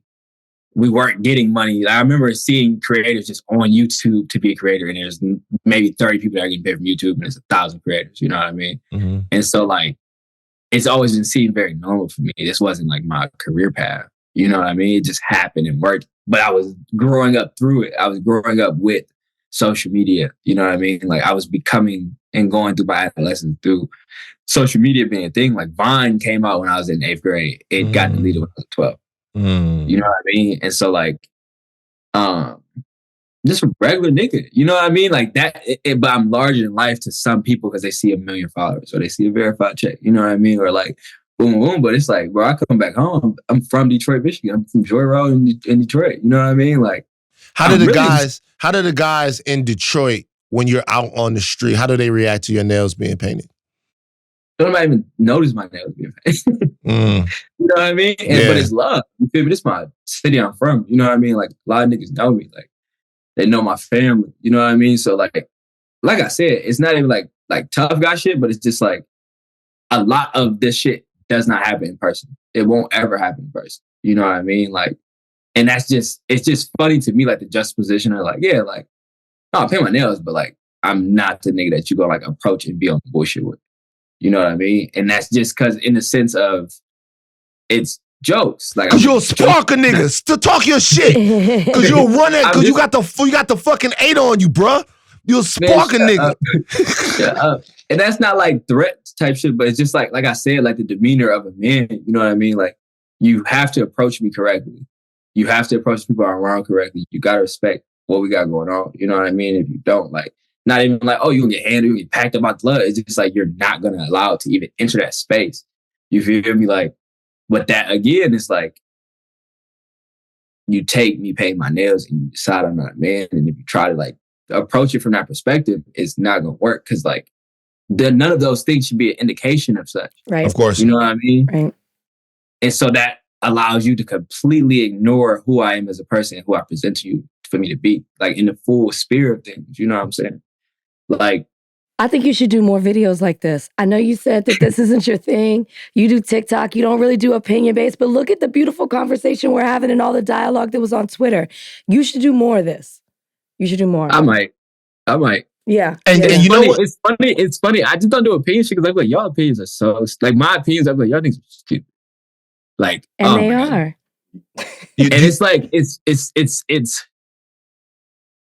I was telling man, I was like, because of the particular situation I'm in with like You Matter being such an uplifting brand, and like that's my whole thing. You know what I mean? I just want safe space for everybody. But if niggas is on some like weirdo broke shit, I'm gonna call you a weirdo broke nigga. But then it's like, bro, I thought you said you matter. You know what I mean? So I just try to keep my opinions to myself because they can be harsh. You know what I mean? And it's like, let me not get to going on my flow too crazy. You feel me? But like, I be looking at shit niggas be saying, I'm like, this is stupid. Y'all are stupid. Y'all got shit going on for yourself. But you know what? You should come out with a different hoodie, and it could be all kinds of weird. I'm serious. It says, not you don't matter. You don't matter. Well, some of y'all crazy. don't. Some of y'all don't matter. It should say weirdos matter too. I will buy that because the weirdos. Look, here's the thing about the people out here that's like flying the flag of what you think masculinity is. First of all, I just have to be honest with you, and I don't want to go too deep. You have an incredibly Western European idea of what masculinity is. And I do this all the time. I do this all the time. I was like, yo, my man, you say painting your nails is for women. What if I can show you Egyptians that are doing it? What if I can show you what if I can show you all of the stuff that you say? You say wearing the wraparound, the skirt is whatever. What if I can show you Africans and all of these different people that are doing this? What if I tell you it was a white man who dressed you up in pants and did you all of this stuff and told you all of this stuff was masculine and this stuff? What if I told you that? If I showed you this, would you then? No, you wouldn't, because you're trying to be a man in the eyes of what you think is a man, which is a white man. You're trying to be a white man. It's his idea of masculinity that you aspire to. I don't even want to get into that because then you become like the Timbuktu nigga. It's just true. But it's the truth. You know what I mean? Like, nigga, we was playing flag football. And, man, because my brother put me hip to like the Willie Lynch book like a while ago, like when I was in high school.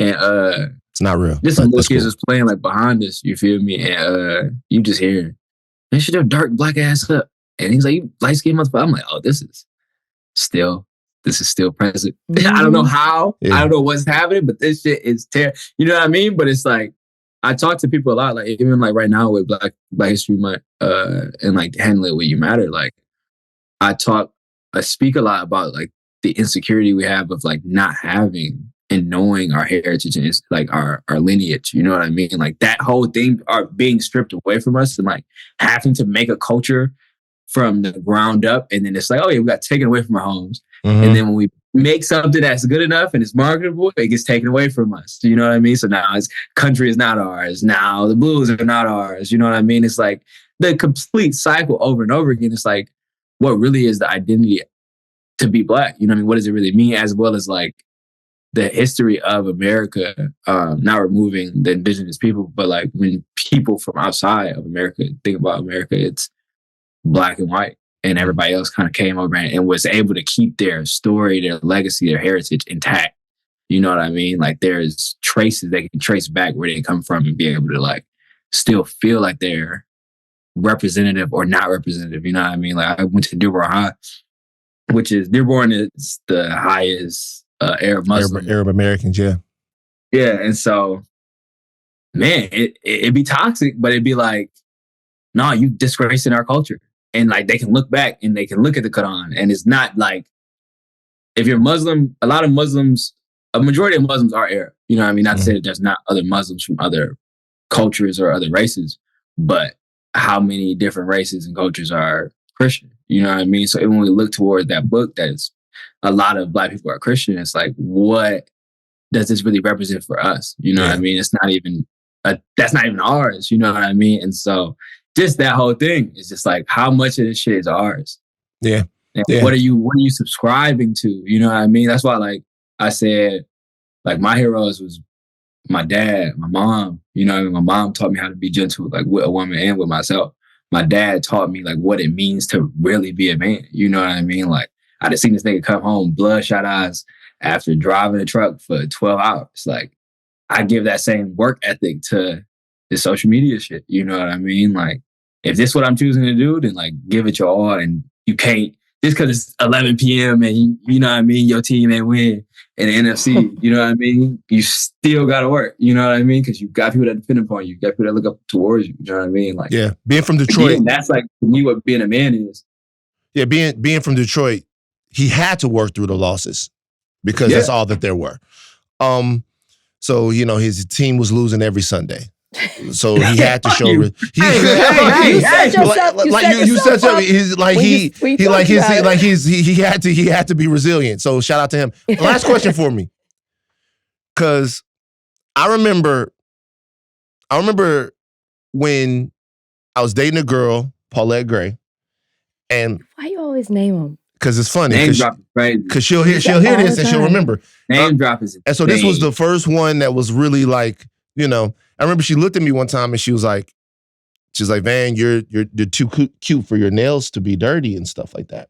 And I was like, oh, like you care about that? She was like, yeah, you should clean your nails and you should like make sure your nails are upkept. Yeah. So I remember I went and I got the whole nail thing done. I got a manicure. This is like 98. So I'm like, this is before, you know what I'm saying? This is the year you were born. So this is like, it's funny. I laugh because I just know the time. Like, I just know. Like, you like, because this nigga old. I was a senior. and you were born. Nigga. Yeah, anyway. Oh, nigga. So what are you, 37? I'm 43. Shut the fuck up, Meech. Like, I gave you, hey, look, I gave you more life left. Wait, my nigga. So I remember I go and I get the manicure or whatever, and the lady giving me the manicure, she goes, "Do you want clear polish?" And I was like, sure. Like, why not? And she put the clear polish on my shit. And I remember looking at it like, oh my God. This is beautiful. I was like, look at me, bruh. I was like, I swear to God, I was like, oh my God. I was like, look at me. And I'm going around, you know, I go over to her house. And she's looking at my, she's like, oh. I'm like, yeah, that shit is crazy, right? And I'm feeling the best about it. I get home. My dad comes in. My dad goes, what? Come here. He's like, huh? Well, you a shiny nigga, huh? I was like, he was like, oh, I see. I got a shiny nigga in here. All right, nigga. Don't shine too much now. That's all he said. And he let it go. He's like, don't shine too much. He was just like, you know, my dad would say to me, all right, Van, that's enough of that. I tell people all that all the time. But like, and the question is, I'm asking is like, for me. Don't shine too much now. It's hilarious. He's like, don't shine too much, nigga. Like, the question for me is, you just said something, because even in that, he didn't tear me apart for the clear fingernails or whatever. That was his way of doing it. He would always be like, all right, Van, cool, just not too much of it. Whatever it was, he'd be like, just because he knows I overindulge. A part of my confidence and a part of my sense of self, and this is so unfair to so many brothers what I'm about to say, it's because I had a father and I had an example in my home of somebody that didn't give a shit about anything else other than their priorities. Like, I had somebody who was right there every day that gave me an example and the proximity to someone who was just like, this is what counts in the world and this is what doesn't count in the world. He was like, you can go out there to be fake tough, you'll be real dead. He was like, he was just showing me ways to, it just came from him. And so I would get out there and people would do whatever they do and say whatever they say. And it was really only one guy's opinion who mattered, right? It was really only one guy who it's because I was so close to him. It'd be like, I'd laugh, aye, nigga. Like whatever it was, how much of your fortitude and how strong you are comes from the fact that you had a father, that you had somebody right there whose opinion mattered, who you know made you matter. When you look at somebody and you say you matter, you know that you matter because a man, a black man, made you feel like you mattered because he took care of you and poured into you and all of that stuff. And so many of the brothers that I see and I listen to now, yo, man, they getting their masculinity from hip hop. They getting their masculinity from their gang. They go and find a father somewhere. And a lot of these father figures that they're making for themselves are just wholly insufficient. They just don't. Yeah. You know what I mean? It's not the right thing because some of these guys haven't even found their manhood yet. How much of your confidence comes from the fact that you had a dad at home with you think? I'll probably say a lot of it because, like, me and my dad, we wasn't on good terms, like, a lot. You know what I mean? My dad's dad passed when I think he was 12. So we was good. And when I got 12, he's like, fuck, I don't know how to do this. Right. And like I'm the more complicated kid. I'm the one with mental health issues. You know what I mean? The artsy kid that's on a computer all day. It's like, what the fuck are you talking about Photoshop? You know what I mean? Like I'm the one that don't want to play with the neighborhood kids. You know what I mean? I'm the one that grew up in the house when we moved out the hood. You know what I mean? So like it was a bit of he didn't understand me. It was a bit of like, I don't even know how to do this, as well as like I said, I have 3 other brothers. He raised my brothers, but I'm his first biological child. He has another one now, my younger brother. I always try not to exclude him, but it's different raising your blood. You know what I mean? So he raised him through 12, through 18, but it's like, oh, I don't want to fuck you up at all. So he was just on me. You know what I mean? And we did like a documentary where we talked to like the trauma and stuff like that. But I told him, I'm like, nigga, you may have like abused me or anything like that, but I ain't never seen you not take care of our family. You know what I mean? I ain't never seen you not, when it come down to it, just be focused on making sure we good, making sure we eat, nigga. I ain't never had a day where I eat.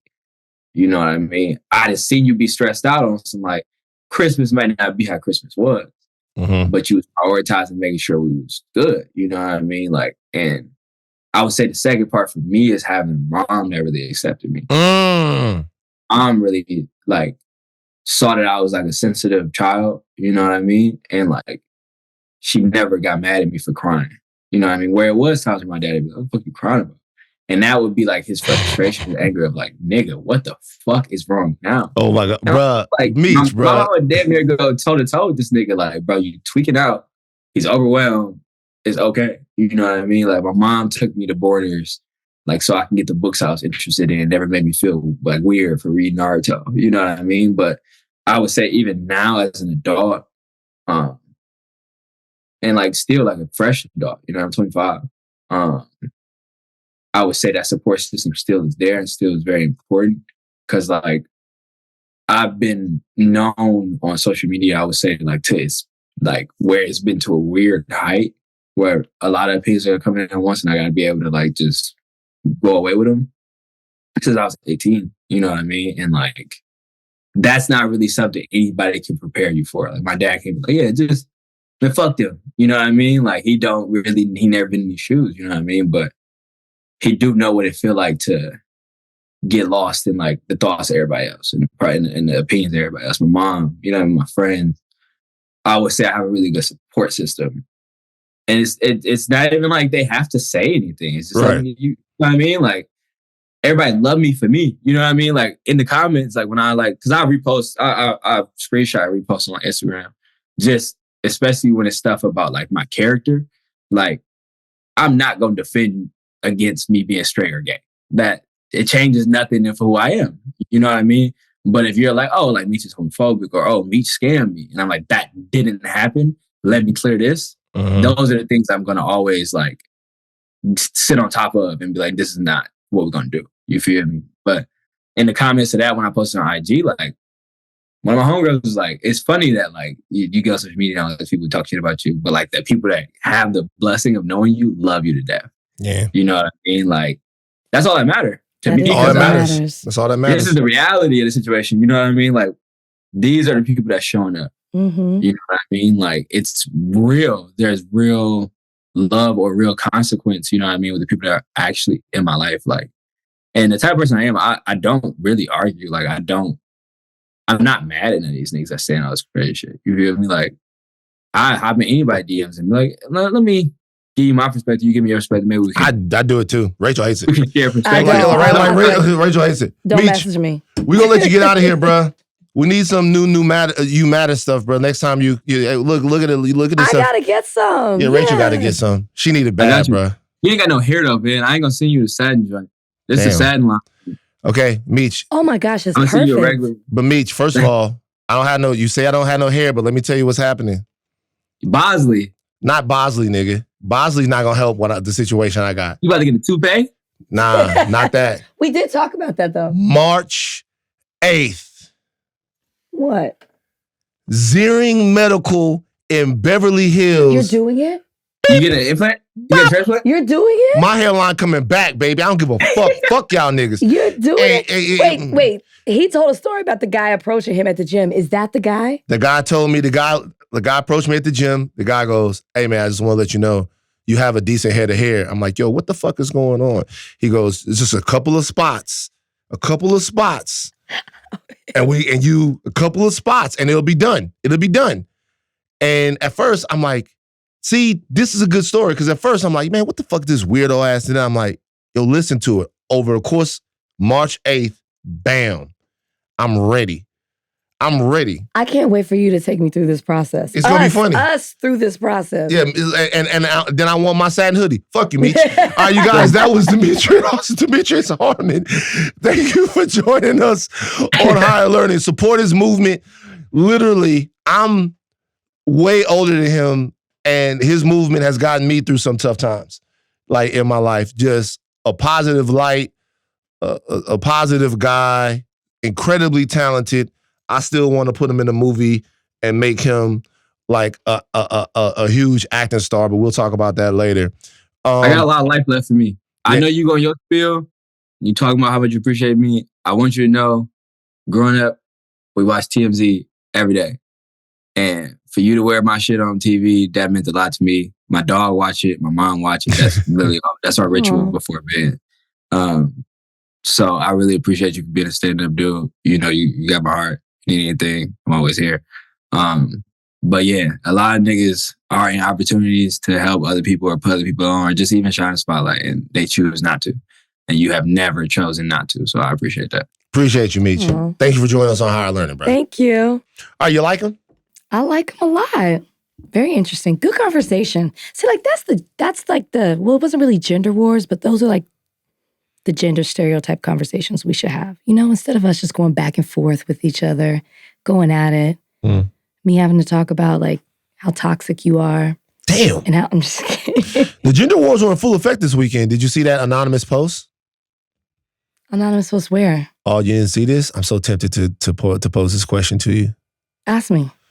Okay. So where was this posted? It was posted on the Instagram. I feel like the gender wars, they just. Wait, did you send this in the chat? I might have. That long paragraph? Yeah. Credit scores? The credit scores and all of that. Did you see that? That was ridiculous. Okay, I want to ask you, since we got on it, real quick. Gender wars. This is it. I don't want everybody to think about it. Okay. Candace posted this. My wife's credit score dropped significantly from 711 to 540 because she co-signed for a car for her brother, which eventually got repossessed. When she asked me for advice before making this decision, I strongly advised against it, but she went ahead anyway. Fast forward to 2 years later, and my wife needed a new car after the motor of her current one gave out. She wanted to purchase a brand new 2024 Camry. However, due to her low credit score, she was only approved for an older model 2021 Camry to be exact. She was pissed because I wouldn't co-sign for her. even though I have an 812 credit score and we've co-signed for each other in the past. I was showing her she has to be held accountable for her poor decision. This led us both into another argument about our differences regarding how much risk is acceptable when helping family members financially by co-signing large purchases like cars. I told her that she was going to have to settle for the 2021 because she didn't take my advice initially. Was I wrong? Would you have giving into helping her out? She told me that I was a selfish son of a witch. All comments are welcomed, MT. This is his wife, right? This is his wife, yeah. Yeah, you don't punish your significant other because they didn't do what they told you, what you told them to do. Like, the lesson is, she's already learned it. She wanted to do something for a family member. It affected her credit score. She's a bad credit score now. But then as your partner, you don't say, I told you not to do that. So now you got to suffer and settle for this. I'm not going to help you out. That's not what marriage is. It's not tit for tat. It's not, hey, you couldn't get this, make this, or, you didn't do what I said. So why are you looking at me like that? I think I don't agree with him. Why are you looking at me? Marriage is about sacrifice. It's about compromise. Even if it doesn't have to be marriage, just a partnership. That's what it's about. And if you start a habit of, well, you didn't do this because I said this, and this is the result, I'm going to teach you a lesson. And that's how we handle conflict. That's our conflict resolution now. Well, if you don't do it the way I said to, or it didn't work out how I thought it would work out, then this is how we're going to handle it. It's unhealthy habits. This couple's probably not going to be together much longer. And he is selfish. Obviously, I disagree. I disagree. I do. And let me tell you why. You think that he's right for punishing her? I don't think that so this is what that's what he did. This is what I would say. So the gender here doesn't matter. No, it doesn't. All right, this is what I would say. When we are married, if we're married together, union one, a financial decision that you make for you is a financial decision that you make for me. That's true. So if you come to me and you say, hey, I want to co-sign on a car for my brother, and I say, nah, I don't know this. Like, I'm assuming he knows her brother, whatever. Hey, I don't think you should do this. I don't think you should co-sign on the car for a brother. You say, hey, I got to do this, whatever, I got to do it. You make a decision to unilaterally co-sign for the car for your brother. Okay, cool. That's the decision that you've made. Individually. You've made that decision individually. Now, you're asking, when he co-signs for her on this car, his credit's going to go down.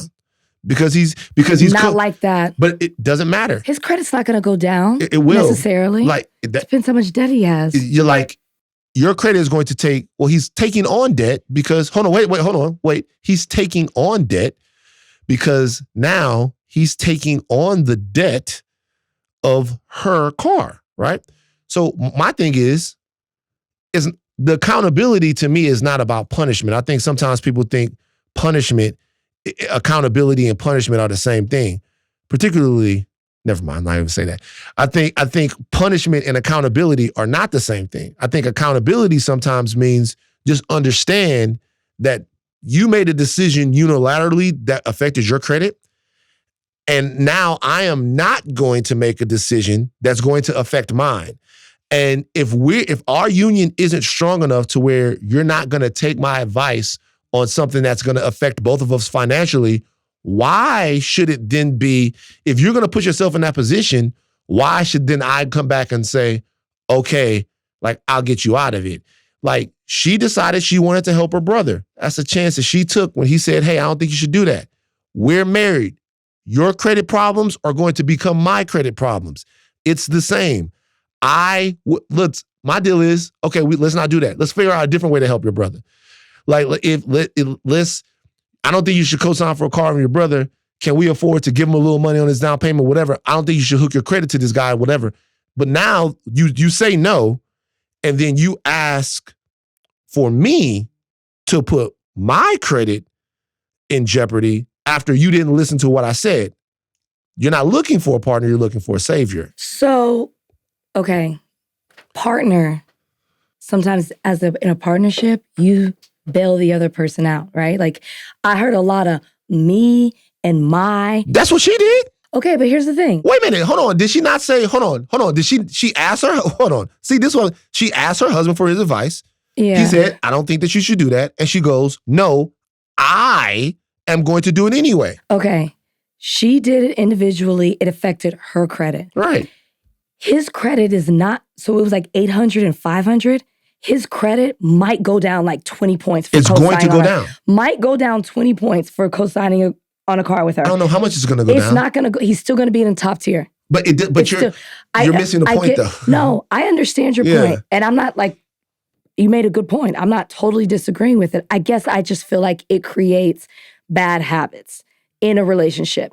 Because it would be different if she signed for both of them or somehow it affected both of their credit scores. Then I feel like that's problematic. It affected hers. She's asking for help. She's like, look, I know I messed up. You were right in this. But for him to be like, nope, I told you not to do that. It just feels a little bit like this isn't how we should resolve an issue that we have. That's just how I look at it. Well, it just creates bad habits. But I do understand your point. I'm actually not disagreeing with you totally. So all I'm saying is this. This is like in a long conversation me and Candace talked about it. Like, all I'm saying is this. To me, I think this is like a deeper thing to where I actually feel like if the shoe was on the other foot here, you'd see a chorus of women going, he needs to learn his lesson. I really do. To me, it doesn't matter which way that this goes. This could be, if a woman was in this situation and she's like, do you know how many people ask me for money to start things and to do stuff? They ask me for money to start things and to do stuff all the time. I'm not going to go out. I'm going to go and ask somebody everything that I do, no matter what the breakdown of who's making what is. I'm going to tell you that I'm doing it. I'm going to say, hey, I'm going to run this by you, whatever. Okay. If I get feedback that you don't like it, I'm probably not going to do it. I'm not going to do it. In this situation, hey, like the union of, by the way, I'll tell you something else that doesn't get thought about when he says we've helped each other before. We have co-signed for cars. I didn't see that. He said, it's right here. I'm not doubting you. Yeah, he says before, he goes, we've co-signed for stuff for each other in the past. We have. So they had a relationship where they were able to financially lean on one another, right? He's co-signed for her, probably helped build her credit. She's co-signed for him, probably helped building their credit. All this co-signing talk just takes me back to the South. Like, and so they've helped each other in the past. He doesn't have any problem helping her, but she came to him and she made a risky financial decision. They're married. Like, you should not. I wouldn't have done that. You should not make that big of a financial decision if your partner is not okay with it. They're married. And so after that, So we tit for tat. It's not tit for tat. It's like now. You did it, so I'm going to do it too. But no, it's not tit for tat. I'm not going to put my credit on the line after you. You did this, so this is how I'm going to handle it. No, it's, okay. I just don't understand, like, what's the point? Like, I kind of don't understand. Like, look, okay, so now, and it's not, by the way, it's not like she doesn't drive. I can understand if he was like, man, walk. You gotta ride to 2021. I guess I see both. I see your point. I just don't think that that's the best way to handle that kind of situation. Well, what's the best way to handle voting for Joe Biden? Real quick, we're gonna get this and get out of Biden released. We told you we was gonna talk about it. I would ask Donnie what he thinks, but I know he agrees with you. Donnie, tell me why I'm wrong. No, yeah, you're right. I do agree with Rachel. I am not the type of person to like teach my wife a lesson or punish her in this way. Like, I don't think it would hurt my credit that much where it's worth, I don't know, me like being in that role where I feel like I am teaching her a lesson. I don't know. It feels like through communication, I can get across that this situation like wasn't handled in the right way while still helping her out and getting her the kind of car that she wanted, as opposed to being the person that's like, yo, did you learn your lesson?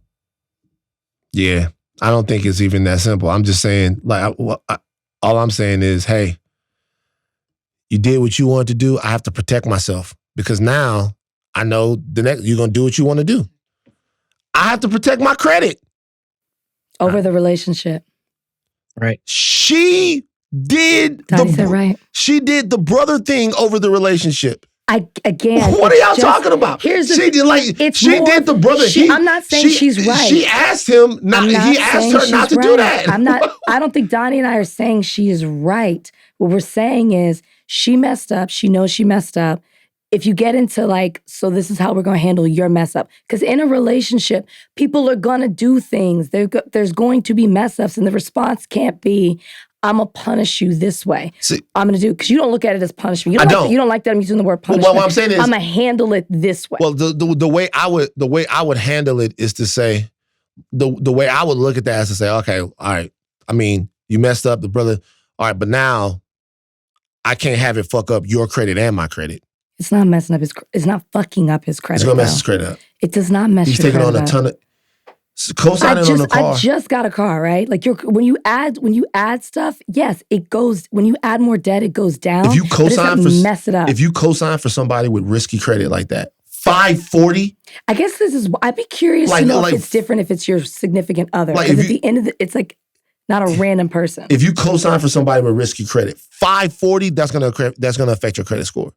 And so you mess your credit, we can't mess both of our credit up.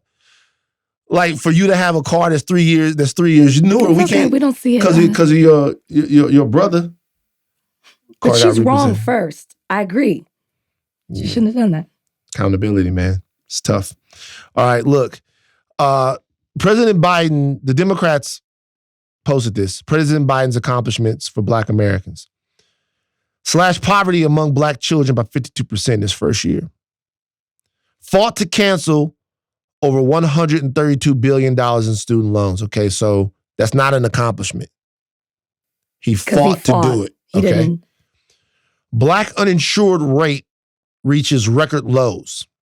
Capped the cost of insulin at $35 a month for Medicare recipients. That affects a lot of Black people. Does.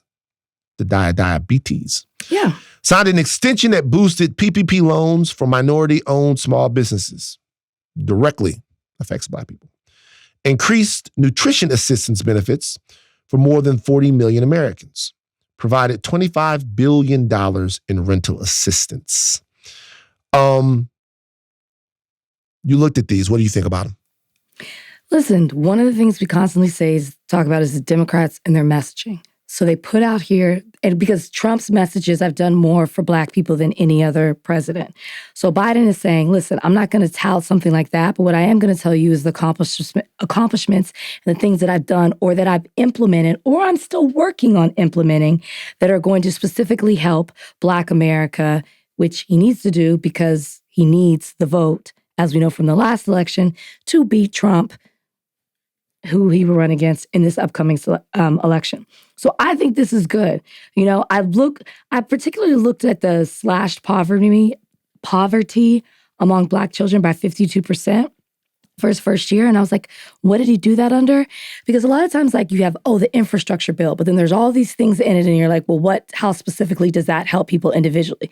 This one was under the American Rescue Plan, and it gave that refundable child tax credit, which is now expired because Republicans and Manchin, who we know works for the other side, let it expire, but now Biden's trying to bring it back. But like different things like that specifically talk about how from 2019, it's dropped 60%.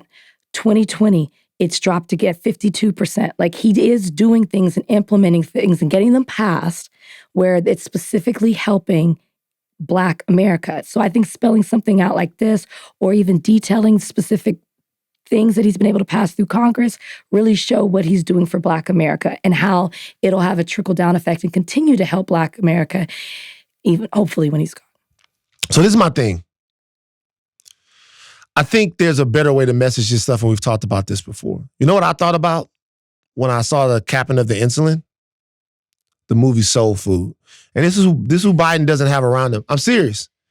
So you're supposed to be talking about Big Mama? Big Mama, your arm. Remember that? Of course. Her shit was on fire. She couldn't even feel that shit, right? If I'm working for Biden, right? I'm like, Biden, if you're talking about insulin for Black people, you have to think about the way these things that you're talking about affect not Black people, but Black person.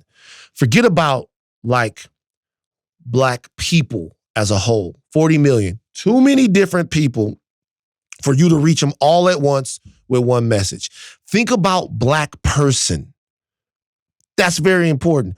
So if you're talking about the fact that you capped insulin, think about people's big mamas, they muddeers, they aunties.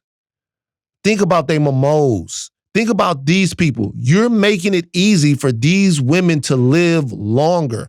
I would actually do an insulin-based content push, and I would start off with that scene in Soul Food. Big mama, your arm, her shit is on, and then like I'd have somebody come out and be like, yo, Big mama was diabetic. And in the past, women like your big mama that kept these families together, we lost some of them because insulin prices were so expensive. You know who did that?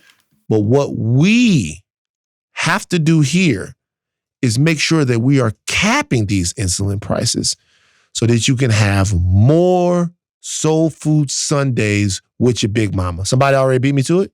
No, remember that was he a Surgeon General during COVID who stood up there with Trump? And he was like, it's for big mama. It's for the big mamas. You don't remember that, Donnie? But I know what you're talking about, but it's different though. Okay. Let me tell you how it's different. It's different with him. It's different with him because he's telling Trump about big mamas. We're not trying to hear that. And by the way, what I'm trying to say is I'm saying do this and directly use the stuff that gets Black people. Show people with their big mamas. Like I want to hear the stories of people who are affected by this stuff. So you want Biden to tell us about us? No, I don't want. See, this is the problem with you niggas. What I'm saying is not Biden, the Biden content team should highlight the stories of people who've been affected by this, which is what he tried to do when he went to the cookout situation with the kids. And Dad, remember when he went to the kid's house that had been affected by the student loan situation? But make it a little tongue-in-cheek. Have some fun. Use stuff from the movie. Like talk to people about how this is affecting them, but not Biden. We don't want to see him. Anything that is being messaged has to be messaged without Biden in it. We can't see Biden. Can we hear him? No. Can't see Biden. I would rather they have Dennis Haysbert, that played the president in 24, come out and be the official messenger. Like things are getting drastic, okay? Like it can't come from Biden. We can't see Biden. Tuck Biden away. Use all movie clips. Use rap songs. Use Dear Mama. This is a fucking slam dunk ad. I should be paid to do this. Put Dear Mama by Tupac under the ad. Don't go to the barbershop. We've been there too much. Put Dear Mama by Tupac under the ad. Start off with Soul Food. Don't use the cousin. I know Black women don't like her. Faith. So don't use cousin Faith. She gave it up to Miles. You could tell that they was gonna fuck as soon as you heard him playing I Ain't Mad at You. I was like, nah, they gonna fuck. Like you could tell that was gonna happen. And it was like, that was such a well-directed scene. It was dirty, nasty, guilty sex. Remember? And they looked at each other like, what did we just do? Anyway, she saw it. Cause like some of those achievements, they actually matter. What? Some of those, when you watch it, it was like they looked at each other right after. And they just like covered up. It was like the shame. Think about shooting that scene. I want to talk to Michael Beach about shooting that scene. No. He's always played somebody we don't like. Michael Beach? Yeah. He went through a phase of it, for sure. Anyway, look, this stuff is not bad. I think there's two things that are lacking here. Number one is intentionality. This is not necessarily the stuff that they ran on. And these aren't the big shiny issues that people get behind sometimes. And also, I think some of this stuff is my problem. Well, my statement is that some of this stuff is stuff that people can't connect to. It's great stuff and they know that it matters, but you need to make them feel that it matters. Yes, we've talked about the feeling before. Feeling. Increased nutrition assistance benefits for more than 40 million Americans. What does that look like? What does it look like? I think about shows like The Wire, and I will watch The Wire, and the kids will go into the bombed out house. I'll be like, what they eating? Like, who's feeding them? Well, I want to know that they now got food. You want specific examples like that. This is the head, but the bullet points underneath are like, this is how it specifically looks. Yeah, and I want it to be a little tongue in cheek. Okay, and I want it to have some style. Big Mama's never gonna happen. The Big Mama, Dear Mama. The Dear Mama with big. It should start off, Big Mama, your arm, freeze frame. Come in. I'm Dennis Haysbert. Let's go. Big Mama died at the end of this movie, but she didn't have to. Big Mama died because nobody was paying attention to the cost of insulin. That's what we're doing here at the Biden administration. We're making sure that your big mamas, your big papas, and everyone can get their insulin. Take this from Eloise Simpson, living in Tuscaloosa, Alabama. Insulin was really high. No, you started off good. Okay. No, you lost it with that one. It started off good. It was. We gotta go. We gotta go. I could write it. They should let me write it. Listen, maybe next election. I'm not fucking working for the Democrats. Okay. Close us out, please. Take thin caps off, but do not stop learning. I'm Van Lathan Jr. I'm Rachel Lindsay. Bye, guys.